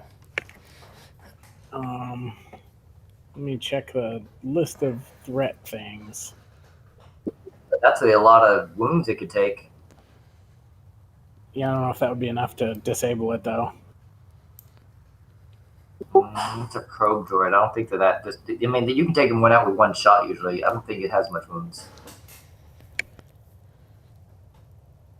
Let me. There's different Where is models the- of probe droids. Yeah, you see them probe droids. They take him out with one shot usually in the movies. It depends on what type. There's Vipers, there's Acroid, there's all kinds of different probe droids. They have different stats. Yeah. And remember, he said that blaster bolt wasn't enough to destroy it. He assumed it had a self-destruct mechanism on it. If you recall the movie. Perhaps a free movement. So if he went, or a free action. So if he wants to shoot it because he saw him. Do you think he want to do that and then give you, I guess, boost for it yourself? Do we want to shoot the droid, though? Did you want to let it transmit that it found you? Probably not. I'm trying to find. I guess there's no chart for 6 advantages and threat for Just for combat. perception. Okay. No, there's not perception. That's why the default combat one's a good one to use because it has stuff that doesn't necessarily have to be combat. But you know, it is about to become initiative slots, so the free maneuver could come in handy. You can always do stuff like useful information if it was advantages, but it's looking at you. It's doing kind of like a combat because it spotted you, so I think the combat charts would be the best to use. But yeah, I do not know of any perception suggested charts from any of the books. What is the chart called? I'm trying to find it now. Yeah, under combat actions. Let droid really far away. Combat related charts has it. Is that droid really that far away? Or did it move in? What you see is what you get. So I saw him from all the way over there? He said he flew in the air 50 feet. He flew in the air, No, I flew medium higher. range. Medium So range. But I described that I went high and then came down when I was over the thing and then went straight back up. So I probably would have been more than 50 feet away from that thing. Well, yeah, but you said you wanted to be within medium range of it so that you could have your difficulty lowered to 2. Yeah, the ditch, but okay, yeah, sure. Yeah, so I guess how many threat do I have there to work with? You got 6? 6, yep. So So it looks more like it's supposed to be. I don't think I can't use that to get a free maneuver, can I? Because it's threat, it's not advantage. So let's see what you can do. The active Oh character. no, I can. Opponent can do a free maneuver. Okay. Mm-hmm. You need to move him closer to medium range, so we see.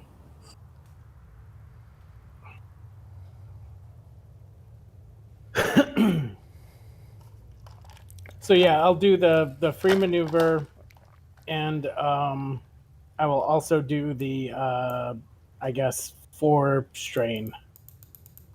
Okay.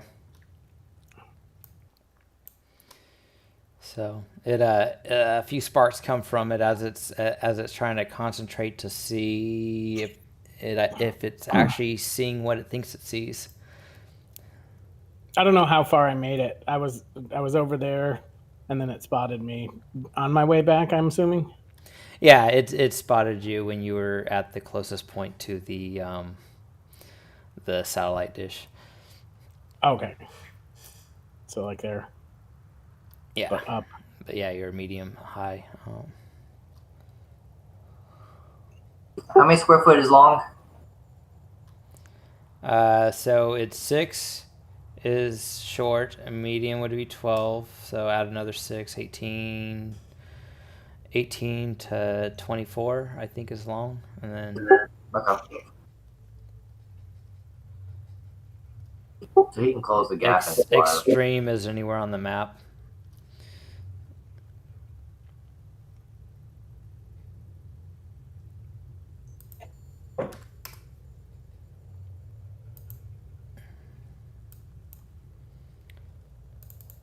All right, so do you guys want to go ahead and do initiative then?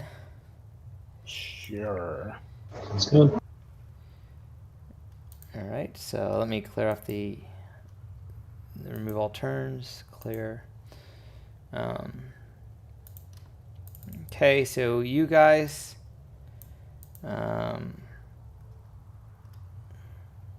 you guys knew it was there before it knew you were there, so you guys knew that combat was an option, so you guys can roll cool. So a question. Would we think that it's just illegal to be out here? Like, would we be attacked if we were found out here? Would I think to just like fight if someone saw me, or would I wait and see if they were gonna fight? It's up to you. This is just to determine the events of what happens. No one's shooting at anyone. This is just to determine the what you guys do when you do it versus when the NPC does its thing, so it's not chaos. I'm just doing. Okay. I'll be actively listening with Engiver to see if it's trying to send anything out, and so if I need to jam its signal. You can try, yeah. You can try that. It's encrypted, so let me just add 3 purple. We'll just say it's encrypted. With the 3 purple, it's military, so it's 4. It's 4 difficulty with 3 setback. It's military encrypted. Okay. So Senna, yeah. Clear dice pool. All right, everyone can roll. This is just so your guys you see when a PC does something versus a NPC.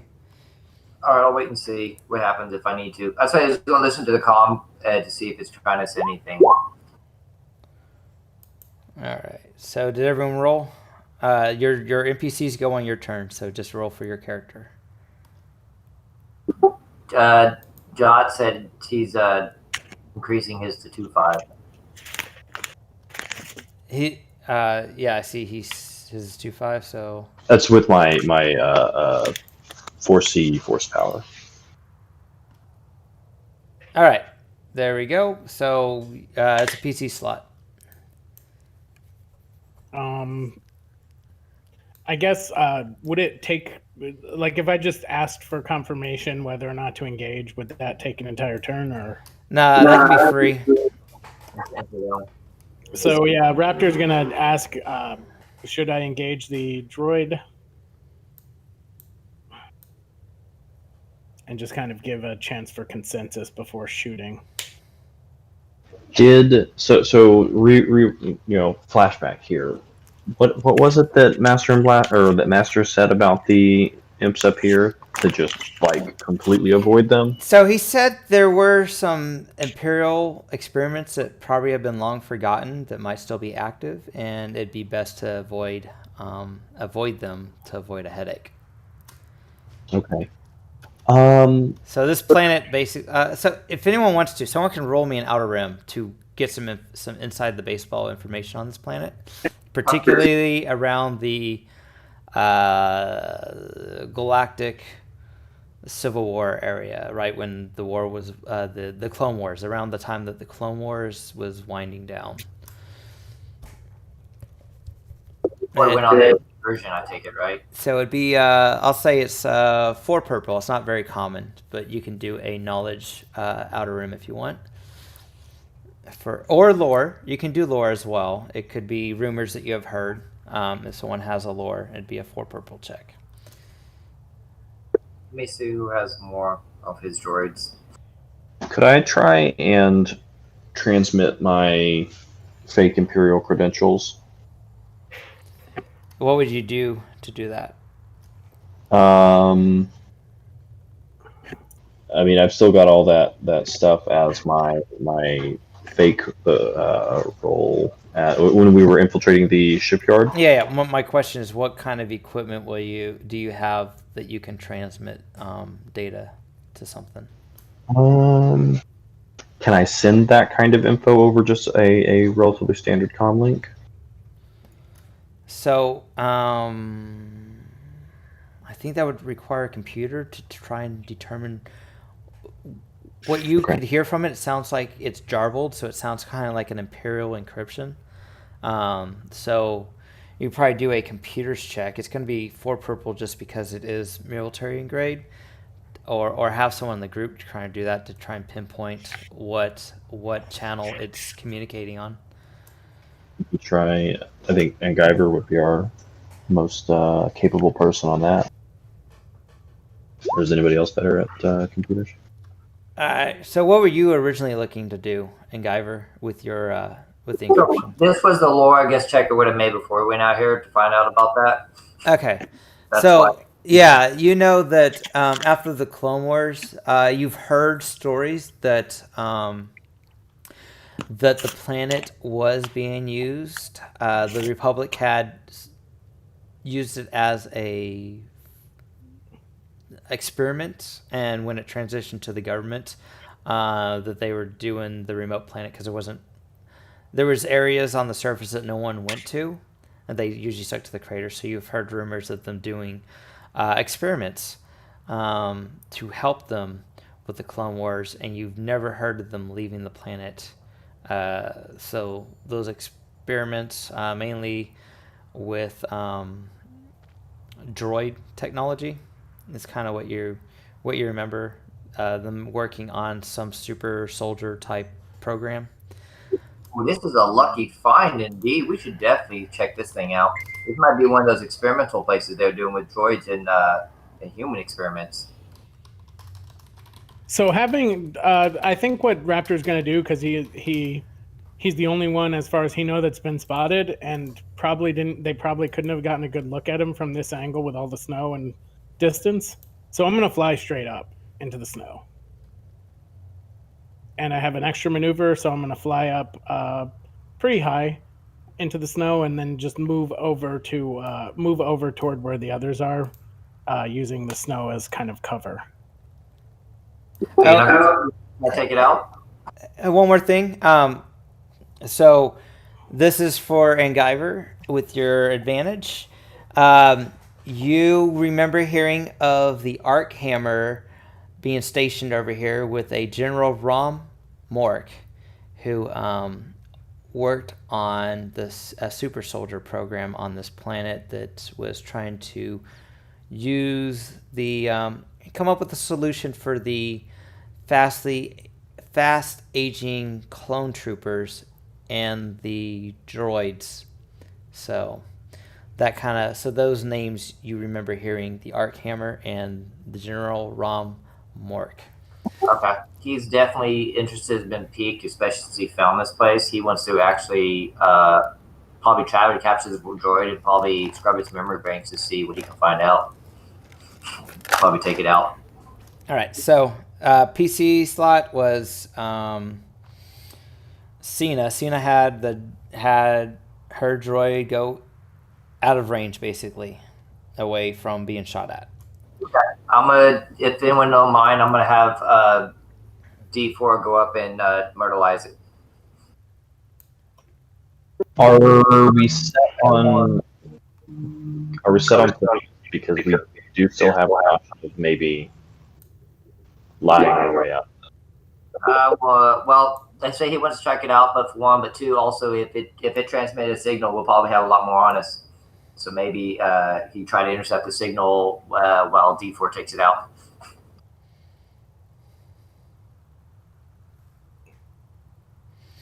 Your familiarity with the military, is that mainly from what you learned on the Gazanti? Or did you have something in your background that gave you familiarity with military protocols? This is directed at Jahat. I have plenty in my background that would clue him in on that. How far back does your knowledge of Imperial code? Pretty much most of his life. How old is he? 18 or 19 by this point. Okay. Okay, cool. Damn, I didn't realize Jahat was that young. Yep, he's just a little baby. Well, there was a guy in the last group that was only 16 when he was doing his runs. All right, so what's the next PC slot doing? So like I said, if you guys don't have a thing to it, then I would like to have D4 take him out while Guyver scrambles any signal he tries to release if he tries to send any signal out. Ooh, do you want to have D4 like?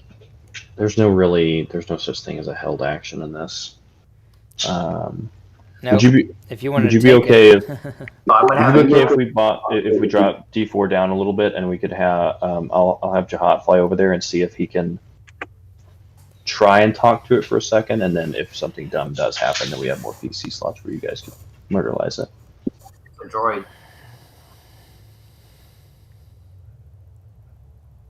I don't think you're gonna be able to talk to it. He does have a point. It is a droid. I'm reasonably confident. The droid crafter, he can fix it back up for if you want to talk to it later. Okay. So yeah, so I want to scramble it and then have D4 attack. All right. So the frequency you're on, you do see it's trying to... go ahead and roll your scramble. You said what's the difficulty again? It should say... does not say under computer checks. Computer chart. I was going after like what you can do. I guess that's when you're in ship combat, right? When you scramble it. Yeah, that's specifically for spoofing missile. Well, no, that's spoofing missile. So under ship combat, yeah, look at that. That gives you a difficulty, and it gives me a difficulty for if I want to bypass it based on your roll. So go ahead and pull that up, and then when I ask you what the difficulty is, you can tell me if he even survives. Let me see.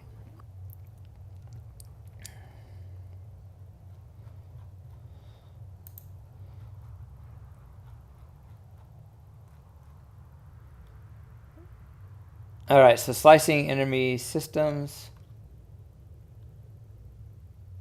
No, that's not it. All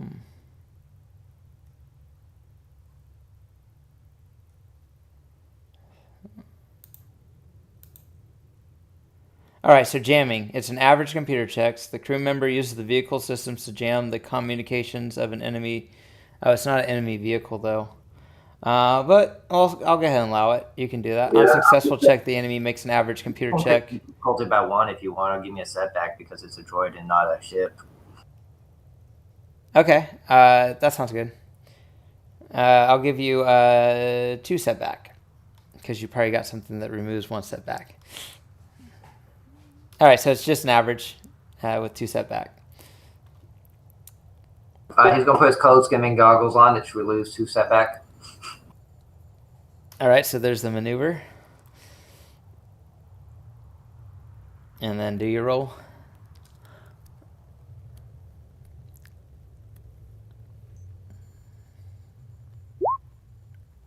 So, okay. So every 2 successes can increase difficulty by 1. And the jamming affects an additional target per each advantage. So far, You got no advantages. I want your ship and you to take a system strain. So 1 strain for your vehicle, 1 strain for you operating it as it shorts because it's not meant for non-vehicles to jam. The Triumph in this case can act. If you have an idea on how to use it, you can. Otherwise, it can act as well. It gives you the successes already. So yeah, you can. I'm not sure. You can come up with something. Upgrade D-Force check when he takes it out. Okay, that sounds good. So as you're doing it, you've distracted it successfully, trying to jam its signal that it allows D4 to be able to shoot it a little more easily because it's a little distracted at the moment. Yeah, that's the plan. So yeah, I'll move D4 up.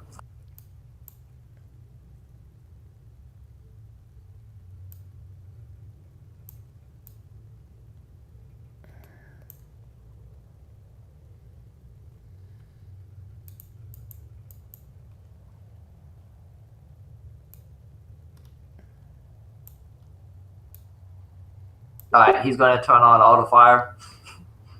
Okay, so you increase the difficulty by 1.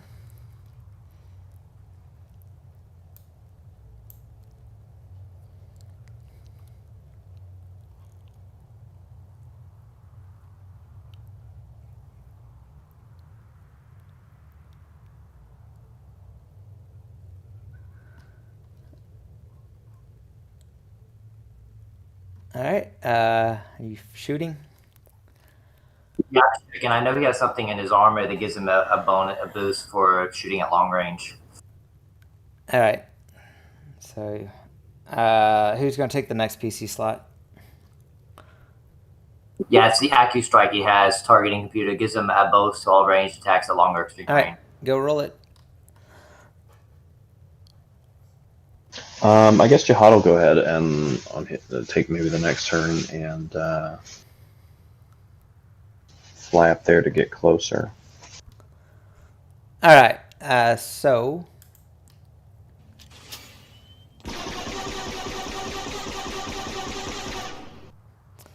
and then you, as you're blasting it, shots go everywhere. You start hitting it, sparks start flying. I'm assuming you're using those to to cause additional damage. Oh yeah, crit the stuff out of it.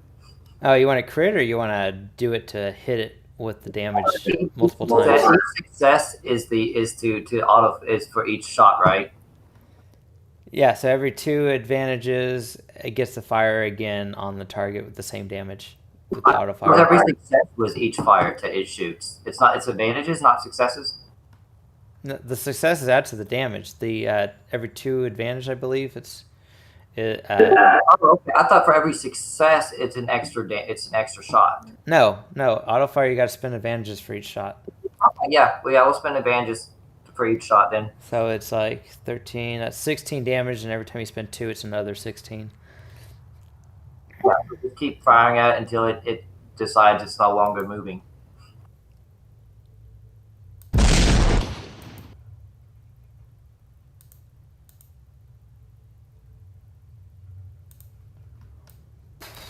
So it kind of just blows up. There you go, Jihad. Now you can go talk to it. Yep. So I will take the next PC turn here, and I'll use 1 maneuver to fly, and a second maneuver to decelerate. I'm going to land up here on the top of the mountain and peek down here.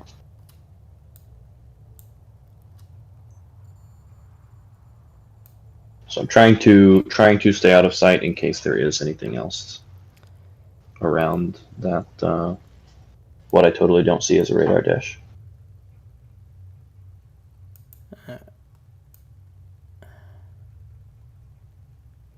All right, so that's about medium range from you.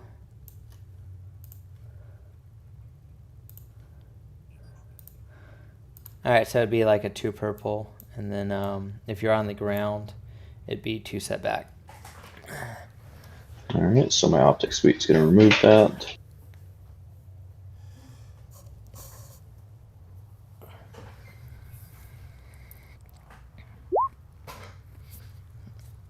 Yeah, so it looks like a snow-covered communications array of some sort. It's heavily covered in snow. You saw that little light blue LED light flash subtly. A lot of snow's covering it up, and it kind of blends in with the white background. But you've noticed it looks like it has some power going to it.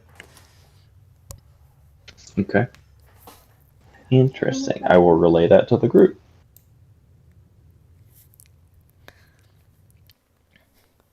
Go ahead and relay it to the group in character.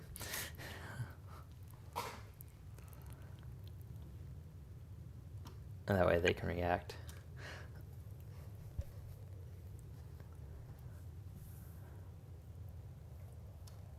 So Jahat goes on the comms and says, All right. Looks like it was just that droid, but there's still a looks like maybe a radar dish or communications dish down here. Looks like it's still plugged in.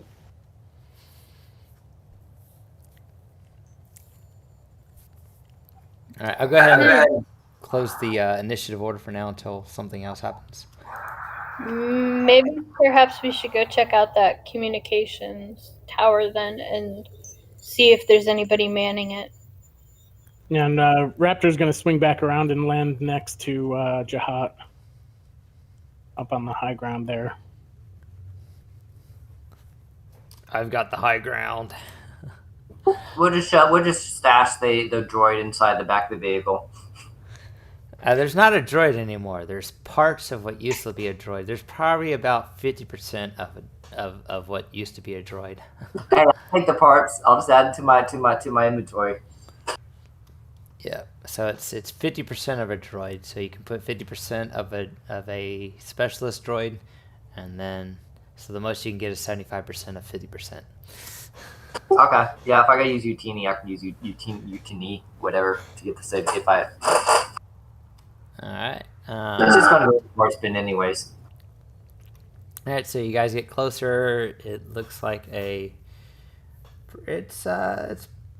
between Silhouette 2, Silhouette 3 size communication satellite array. It looks like it has a control panel that's covered in snow.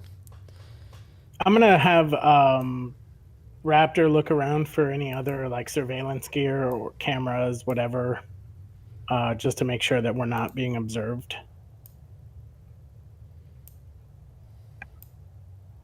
And I'm assuming that we left the news cameras behind for this.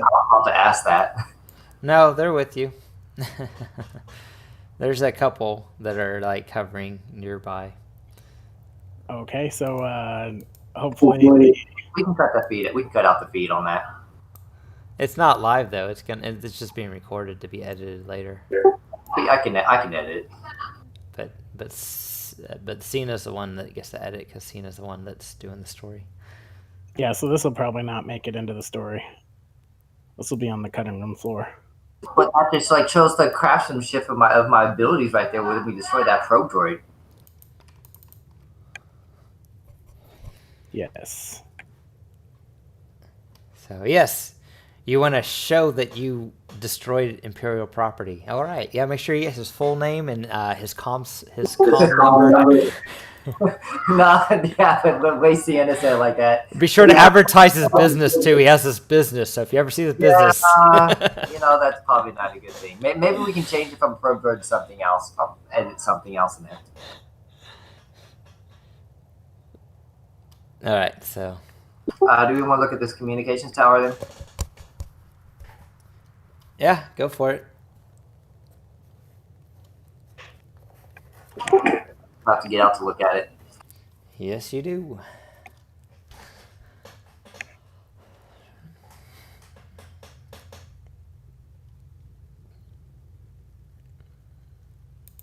He wrapped up his thermal cloak around him.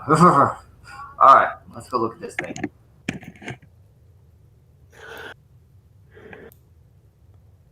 There's Deep. We'll help him dust it off. All right. Do I see any place to jack in and look, or to any console that's usable?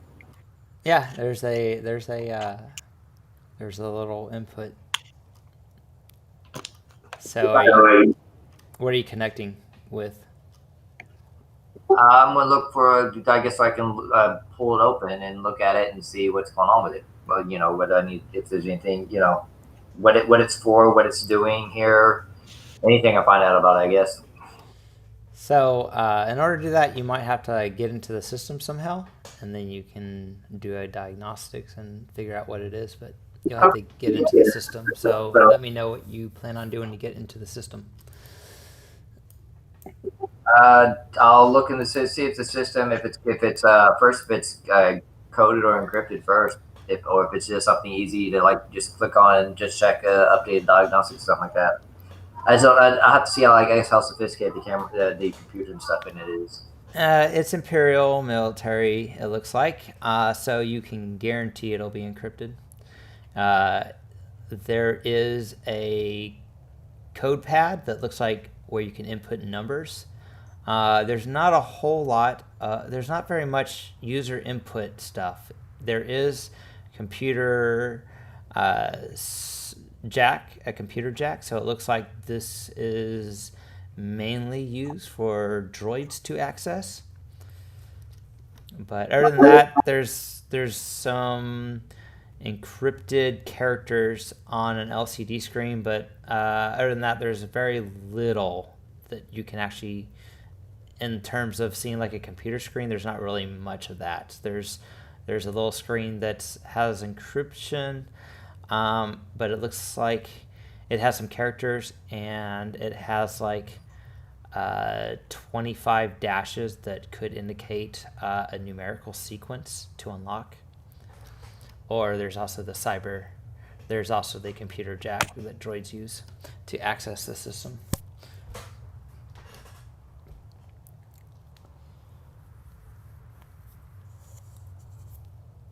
Okay.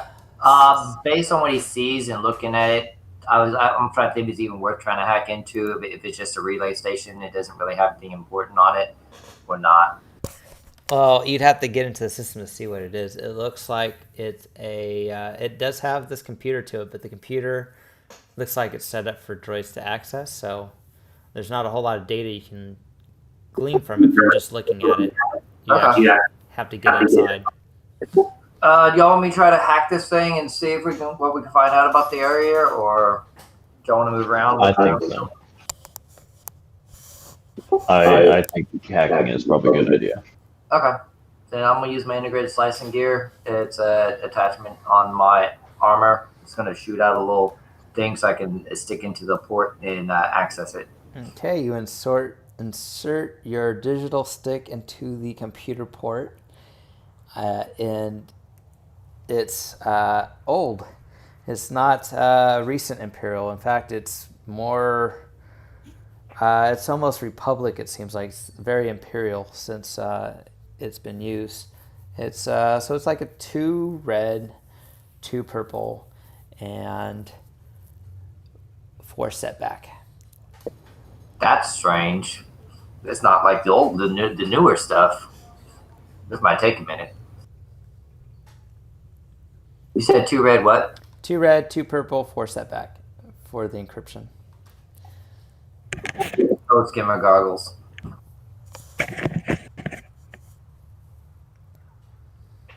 How many advantage was left over from Master Blaster? You killed it with 2 hits, so you got to explain how blowing up the droid is giving you bonuses for your computer work now. The pieces that was left over from it, he was able to find something to, I guess, rig up to make it to where he can hack it. He can kind of be able to get his link up with it, with the system. Maybe like part of its computer core was still intact enough that he could use that to bypass some of the security. Yeah. Okay, so yeah, you can use some boost for that. You guys are not spending any light side points.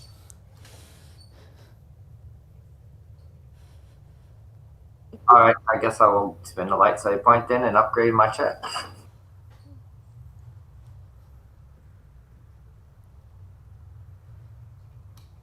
All right. Go roll that beautiful bag of bean footage.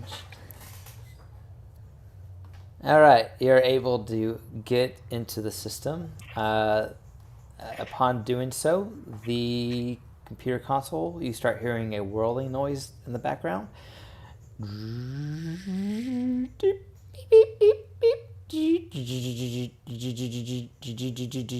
It sounds like it's, and it looks like it's coming out of sleep mode, and it's becoming fully active. As you're getting it, it seems like the last log was about 18, maybe 16 years ago. That's the last log. This computer console was used to keep track of test subjects. Something called Dark Trooper Phase 0, Dark Trooper Phase 1, targets being linked to now. As you're accessing the computer, you're seeing as you turned it on, it's transmitting data, and it's attempting to connect to something called Dark Trooper Phase 0, Dark Trooper Phase 1 subjects. So, What is being targeted? What's dark troop? What's a dark trooper? We could speculate that that's some kind of Imperial project, some kind of, if it's a cyborg or a droid that he mentioned, or that you mentioned earlier. I'm more concerned about who or whom is being targeted right now. Let's see, let me take a look. so it says connection to Dark Trooper Phase 0, Mark X133, connected, activating, connecting to Dark Trooper Phase 2, X1V4, connected, activating, connecting to Dark Trooper Phase 0, X143, connected, activating. So it looks like it's turning on some stuff. Do you want to do anything? The stuff it's turning on, can I get an idea where it's at in correlation to where I'm at? You can. So do you have any type of Imperial code that you want to use, or do you want to slice into the system? Anyone have any Imperial codes? Yes. And I'll slide down or jetpack down there real quick and pass him one of those code cylinders that we got from when we were doing the shipyard heist.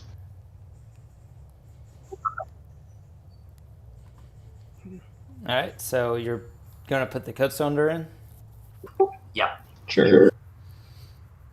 Unknown format, code, features, Imperial algorithm, probability of accurate, or probability of Imperial authenticated code, 79%.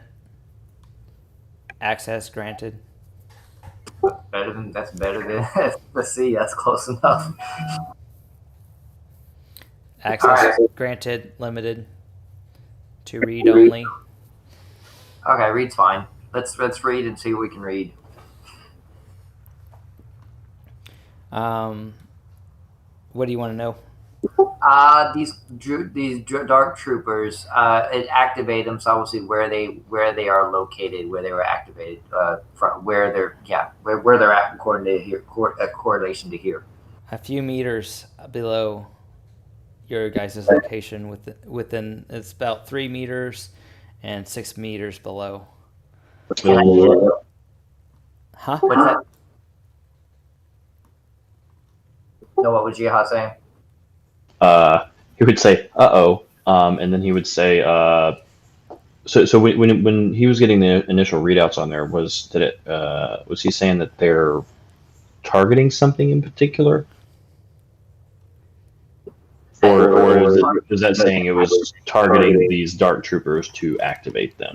It was it was locating the the Dark Troopers to locate them. It also is now located LM-433CD, LM-432CD activated. Okay.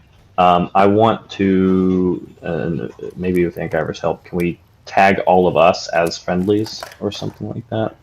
I have read access only right now because of that. It's because this software here, whoever built this is like 16 plus years old. The last time it was accessed, so it's probably pretty old. It's probably predates whatever access code you have. Right. Can we use that to extend our access?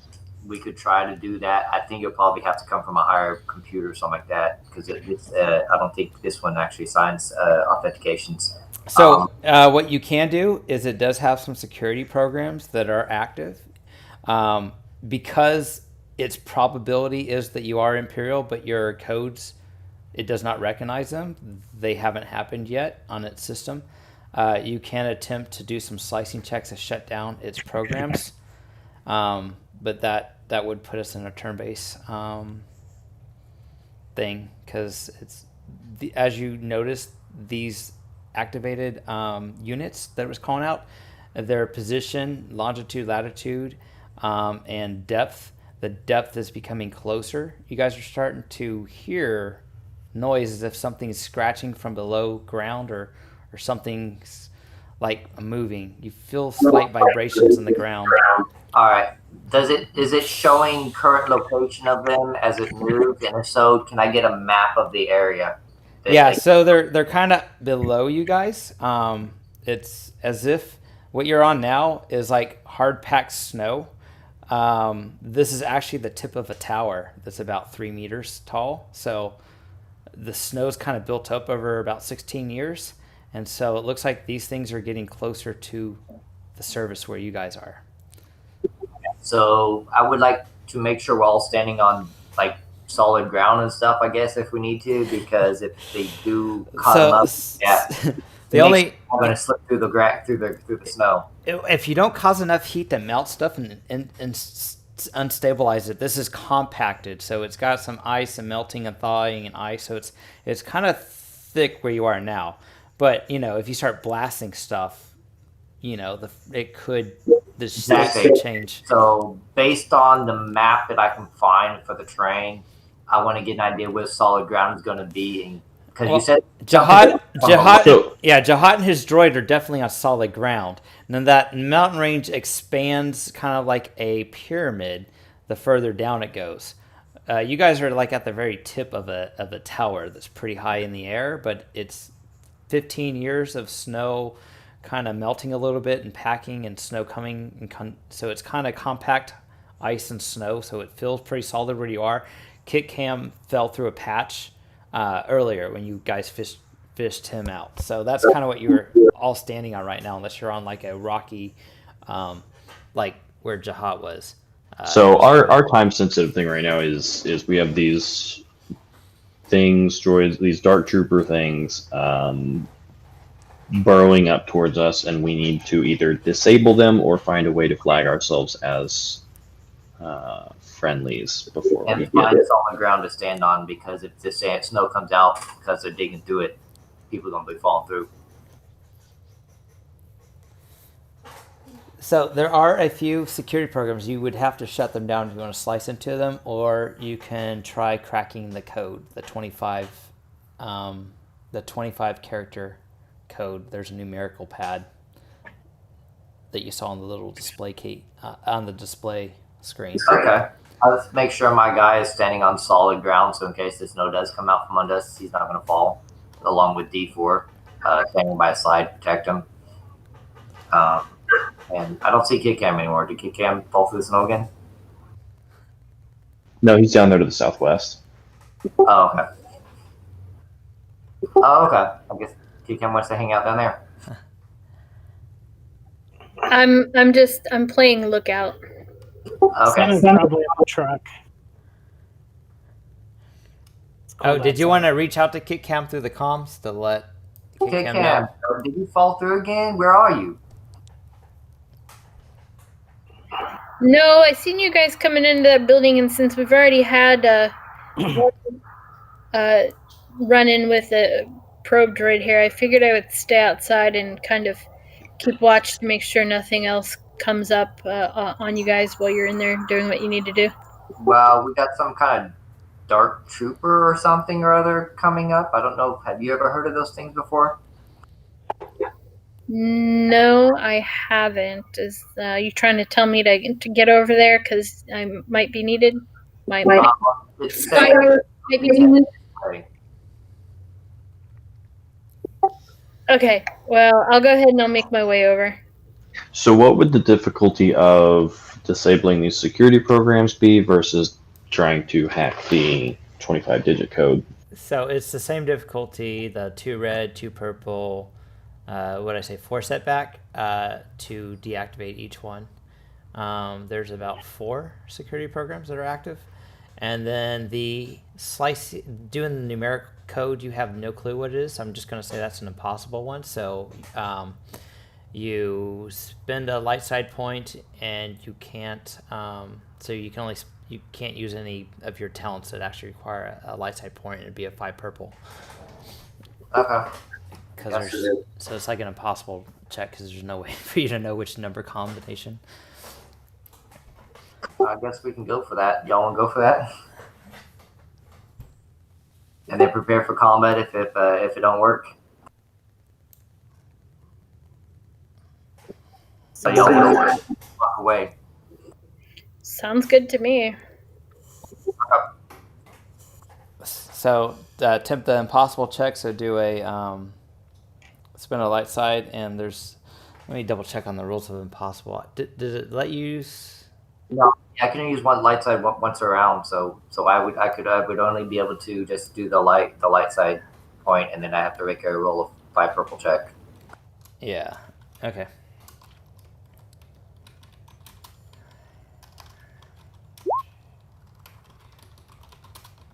And I'll be giving you a entire boost die. And I want to go ahead and spend a dark side. Your checks increase by 1.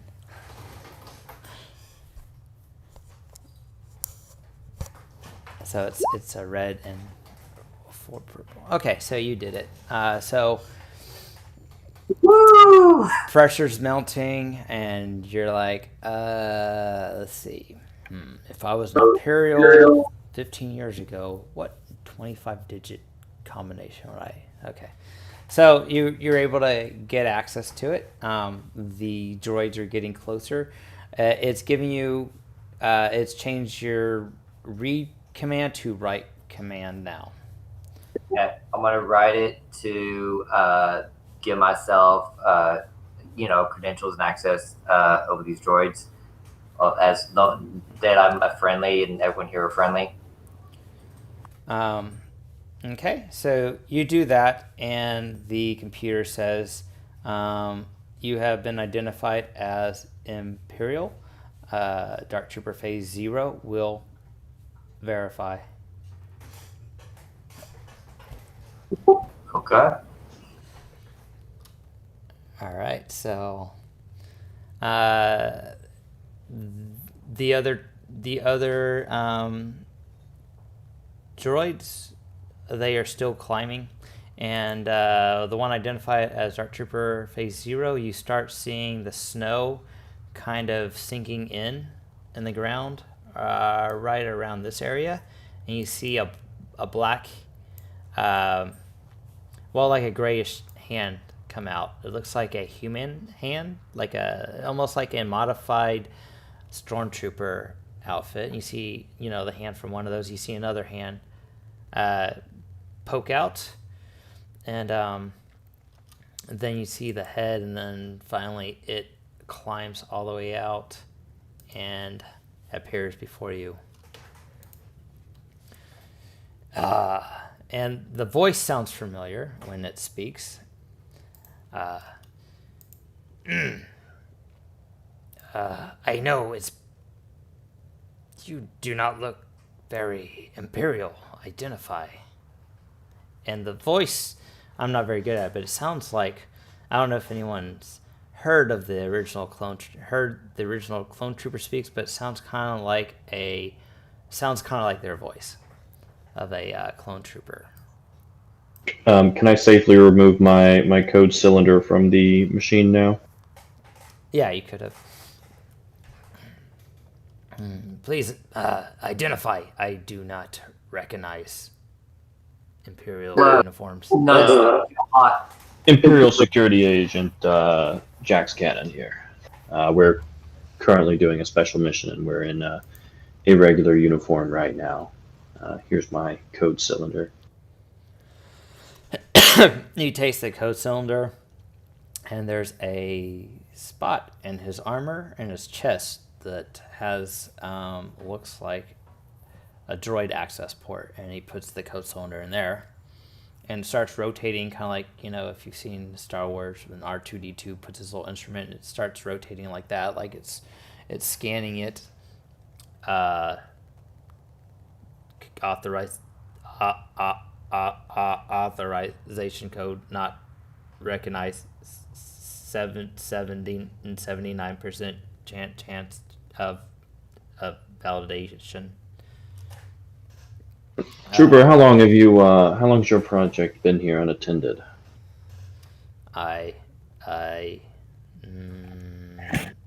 Insufficient data. What's your last recorded date? He says it's 15 years off, basically, from whatever. I have a malfunction as far as our time. All right. It's obviously not your fault. This, I'm part of the investigation to figure out what exactly happened with this project. Most of our records were destroyed in an attack. Obviously, the current date is now about 15 years later than that, and we finally found records about this project and the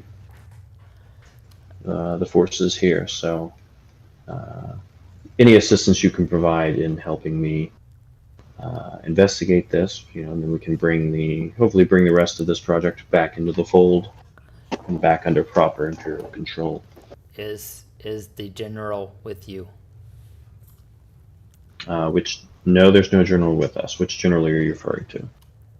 The one that has full control of Operation Dark Trooper. Did Angiver share that name earlier?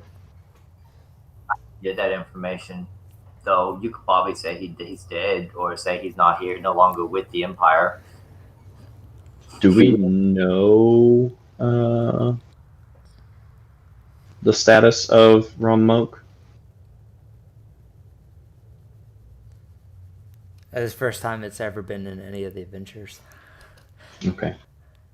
Currently, we don't have a good status on General Moak. Again, that's part of our investigation right now.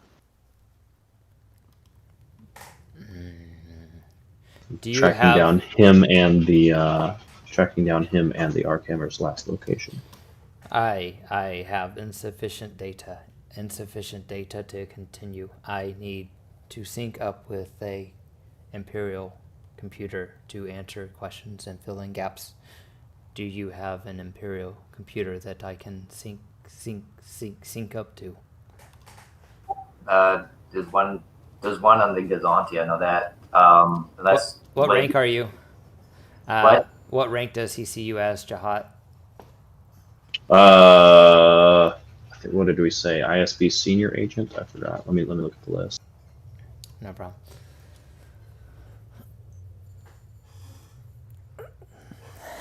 So he sounds like he's kind of glitchy. His voice sounds a little digitized too. Kind of robotic, but still, if anyone has interacted with the clone in the past, it sounds like the same voice that all the clone troopers had of the Jango Fett clone. I don't think anyone would have been around a clone unless Ketkam has from his thing with the Mandalorians.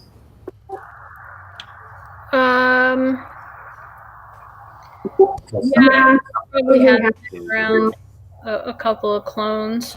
So I have so.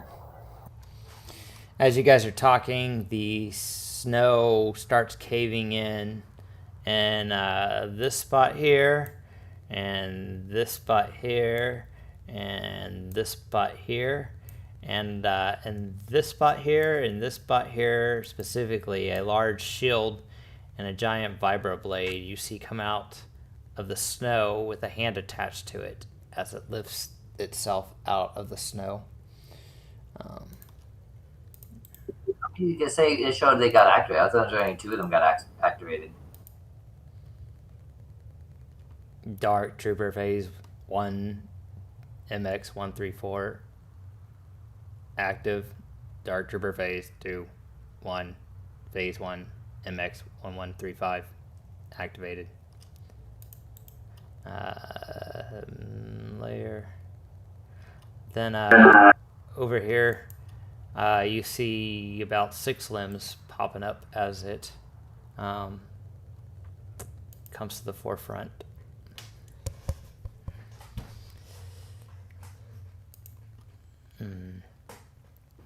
Wow. Verifying authentication.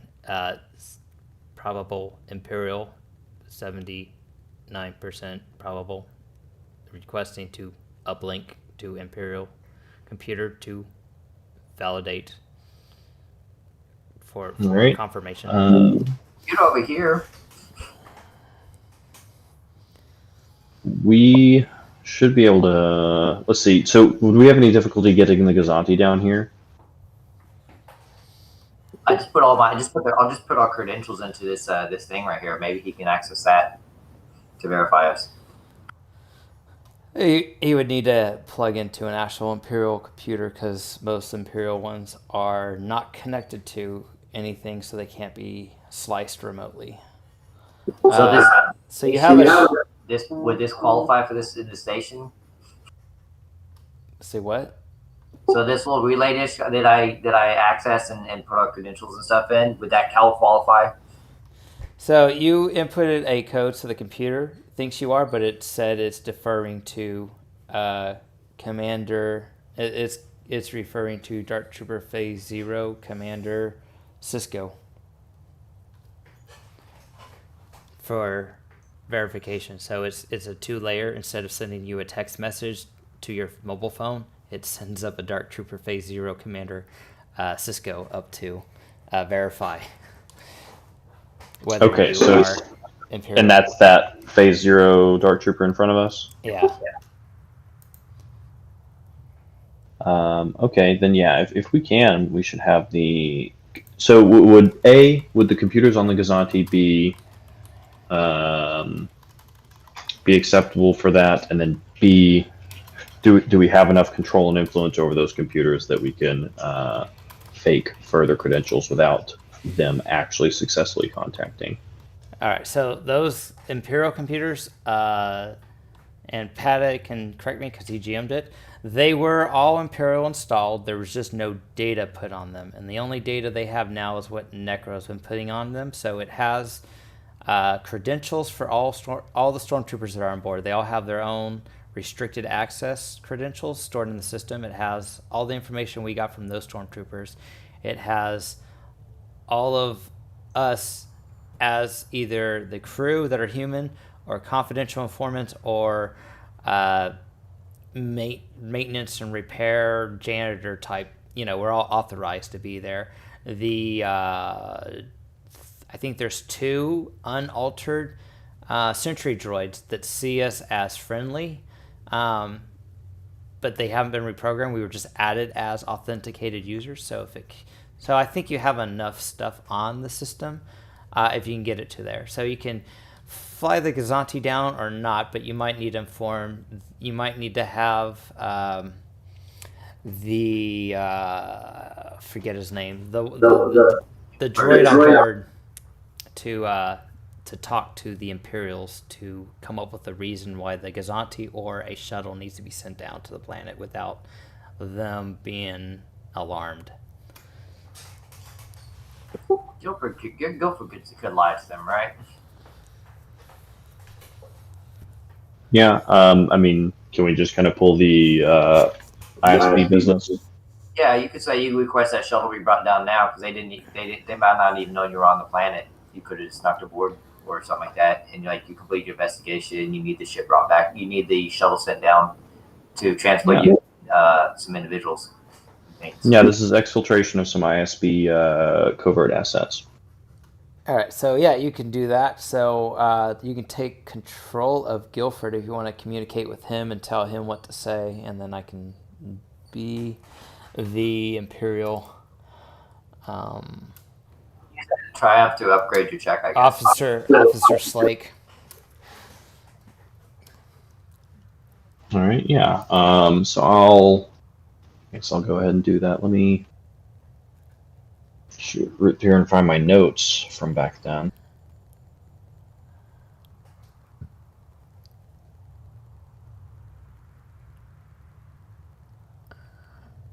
Okay. So I will.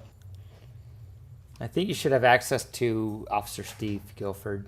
It's character sheet. I think I set it for everyone. Yeah, it's got to find it in that jumble stuff. You can do a search too and just start typing his name or part of his name.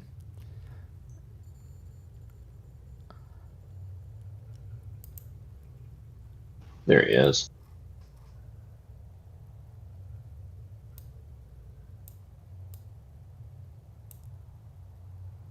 All right. Yeah, so I'll just have him contact the Imperial picket ship.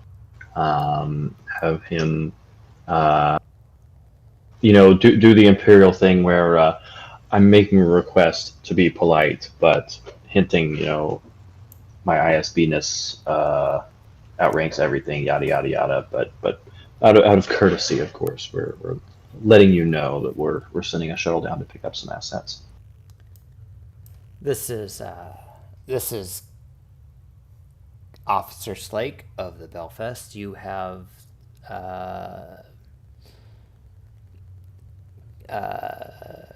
opened a channel.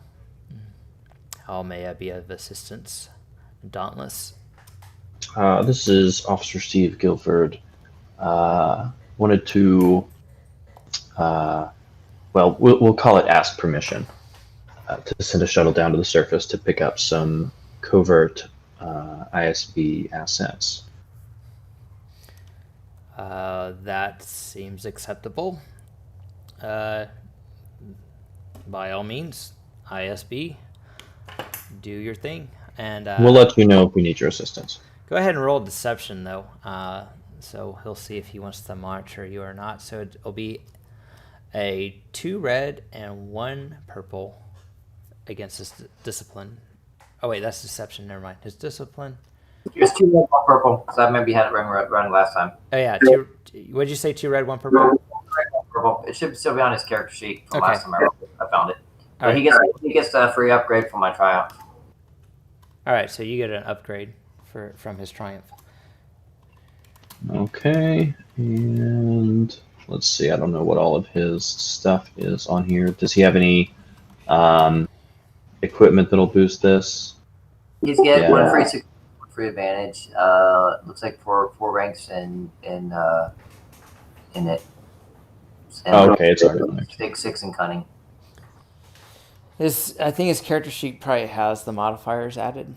Yeah, I'm looking at it right now. Okay. So 2 red, 1 purple.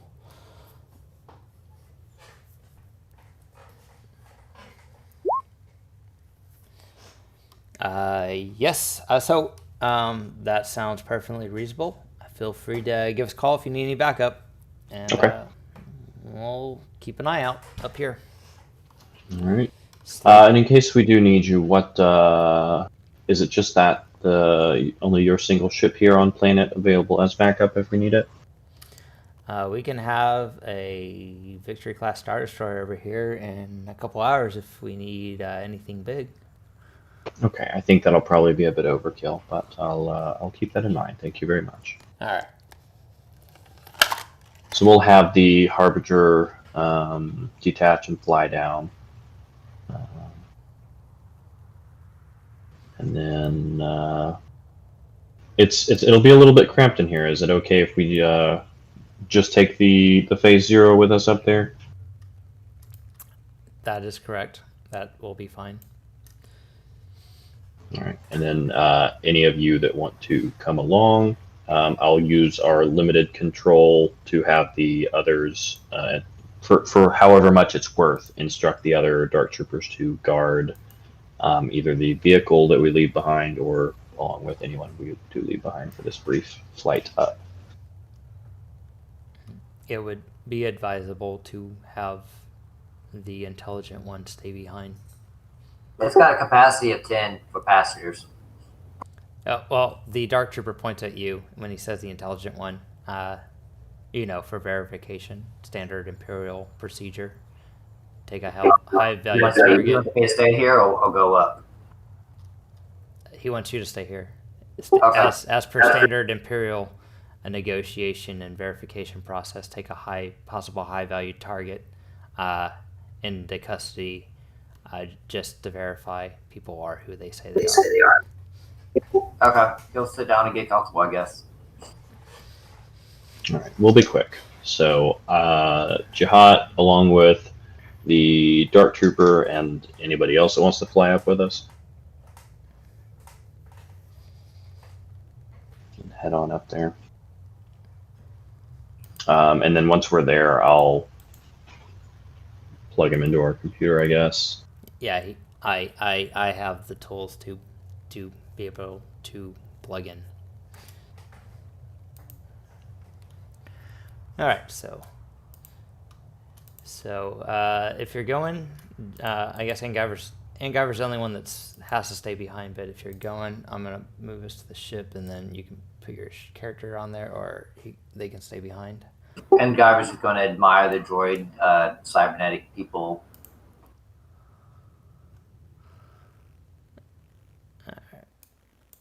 And I'm gonna have the stormtroopers and Steve Guilford do the Imperial parade greeting type thing, kind of like Yeah, welcome to just for the aesthetic. Yeah. Yeah, the storm. Yeah, are the stormtroopers just stuck on board still? They're just kind of not able to leave the ship or anything, or for the most part, yeah. So they're probably feeling a little disgruntled ready. They're ready to take some leave at the earliest one. So he'll come down to this floor where the communications are. You do have a high level of droids present on your ship. Of course, General wasn't the only one to realize that droids can provide a certain level of reliability that can fill gaps in the capabilities of biologicals. All right. So he makes his way over to the computer. He extends his hand. The tip of his finger opens up like on a hinge, and a integrated slicing tool emerges from his finger, and he plugs into the ship's computer. As he's cranking it, the lights kind of flicker a little bit, and the screens kind of flash a little bit as if he's accessing and downloading all the information from the ship's computers onto into his own memory core. So he does that for a little while, and then after that, this does appear to be a proper Imperial vessel. You are Imperial. You are not hostile.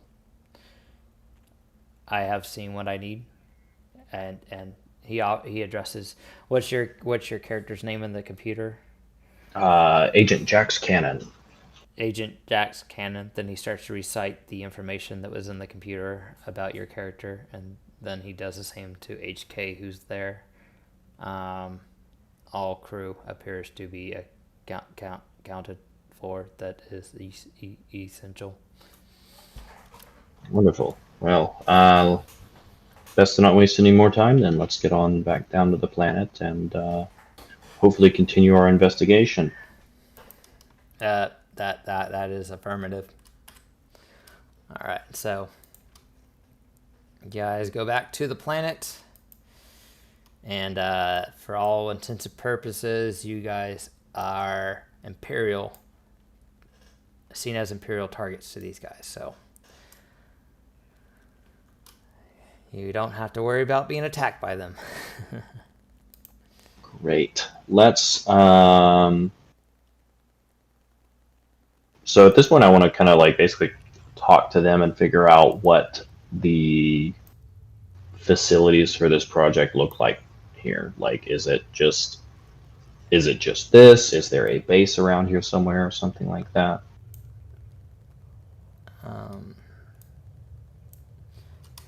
He starts looking around and scanning, and it appears as though a lot of it is access points are blocked due to weather, ice. I am getting a faint signal from it. Where's our nearest access point then? We can try and excavate our way down there if possible. There appears to be caves that have access to tunnels where we could make our way towards. Alright. So I will, with the rest of the team's kind of nonverbal consent, I'll look around. But in that case, I think it's probably best if we head that way. Mm-hmm. And then once we get in some shelter, I can, I'll have our team's mechanic maybe take a look at you. It sounds like your vocabulator might be a little bit damaged. I am okay. My mechanical parts are working optimally. It is not a mechanical issue.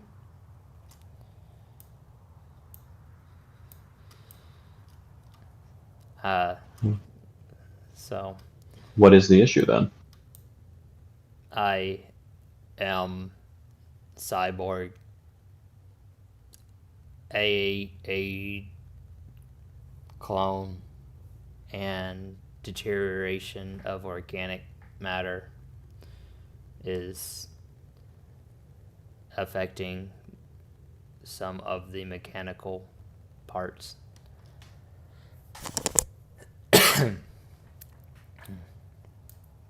All right. So, what was your objective? What is your mission objective? Well, we've basically found some references to the Dark Trooper project, but as I said, the General and the Archhammer both are currently missing in action, and the actual records of the project itself have been, for the most part, lost or destroyed in some various rebel attacks. So the project itself was rather lost. The Archhammer is the main base. The Archhammer does not stay on location for very long. To avoid compromise, very limited data is available at this location. This location was for the testing and rollout of Phase 1 as Phase 0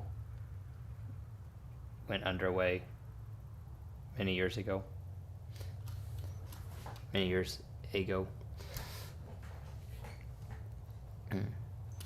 So we have discovered some ancient ruins. Maybe ruins is incorrect terminology. We have discovered some ancient rooms that appear to have been very similar to a prison facility that we had taken up to use to store energy from, as it still has power but very limited functionality.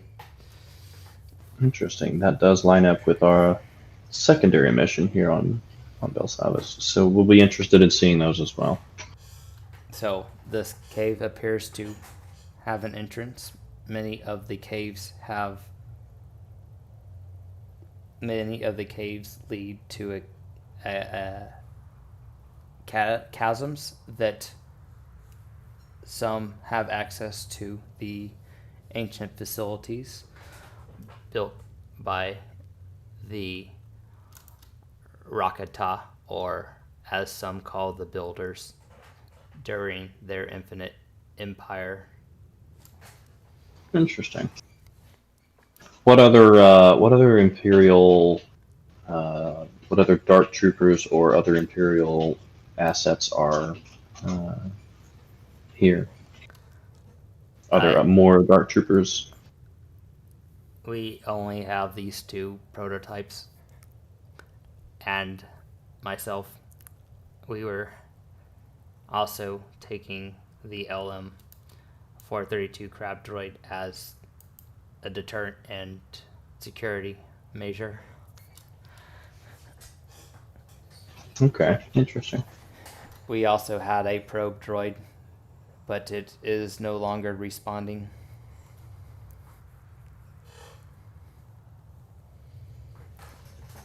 So there's kind of a cave here, and if you guys want to enter that, we can. We're getting close to our time.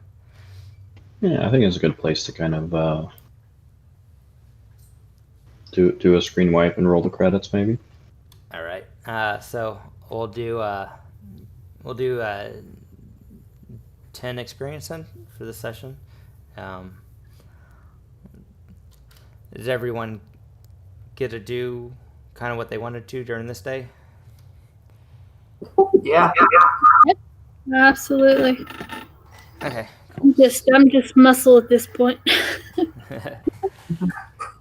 Cool. So, all right, we'll take it up from here next week, and we'll do the caves. I think Angiver said there's a week coming up that he won't be available. That's in a couple weeks, though. Okay. It'll be like the 25th. Cool. All right. So go ahead. I was gonna say, did Ketkam hear? Well, I guess that's kind of an interesting thought. It's just basically how Ketkam feels about clone troopers. If he heard that this is a clone trooper cyborg. I don't think that he would necessarily feel really anything, because he's, at this point is pretty much far removed from any of the conflicts that had arisen at that point. So I think he probably doesn't necessarily trust the clone troopers that much, or anything that they say, but there's no outward hostility towards them. It's just a little more guarded around them, I would think. And the hole to the entrance of the cave is too small for a vehicle. The Phase 1 troopers actually have to squeeze to get in. I can use it for an anchor point to get through the hole.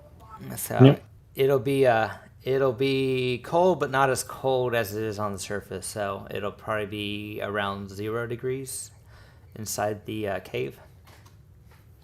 Okay. So, okay, cool. Then I'll see you guys next week, and we'll continue. See you next Thank week. you so much. All right, you guys Thanks have for a good running. You're welcome. All right, have a good one.